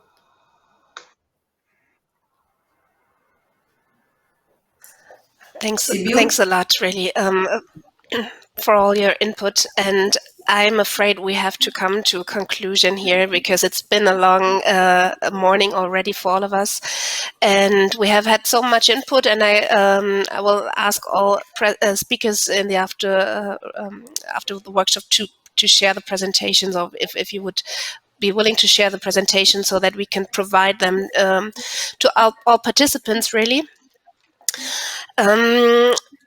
For me, also when having a more deeper discussion now in the second panel, I think what was important from both sides is to find tools and mechanisms to enhance trust in the quality of renovation work and the impact that the renovation work would have. You stressed all the multiple benefits several times, that this is important to keep them in mind and to make them visible for the final customer. And I think we've heard in the very beginning about the enlarging scope of buildings and the policy mix at the European level, looking into the life cycle emission of carbon emissions. And we have been touching upon solutions for large apartment building blocks. We've talked about industrialization and the role of prefabrication a bit today. And this is actually both two topics which we're going to deep dive into in the following two workshops. So I will briefly talk about those two workshops in a second, but I also would like to say a big thank you to all the speakers and all the participants for your questions, for your preparation, and the technicians and the interpreters to support the workshop, and a special thanks to Mariana to support us so well. And I will give the word to Mariana now. Сибил, прежде всего большое спасибо за вашу инициативу по проведению вебинаров по обмену мнениями между Европейским Союзом и Россией. Это, как показал первый вебинар, очень интересно и очень плодотворно. Впереди у нас еще 2 вебинара. Это будет 21 октября и 25 ноября. А я бы не хотела, чтобы этот обмен мнениями заканчивался только на этих вебинарах. У нас в ассоциации мы выпускаем 4 журнала.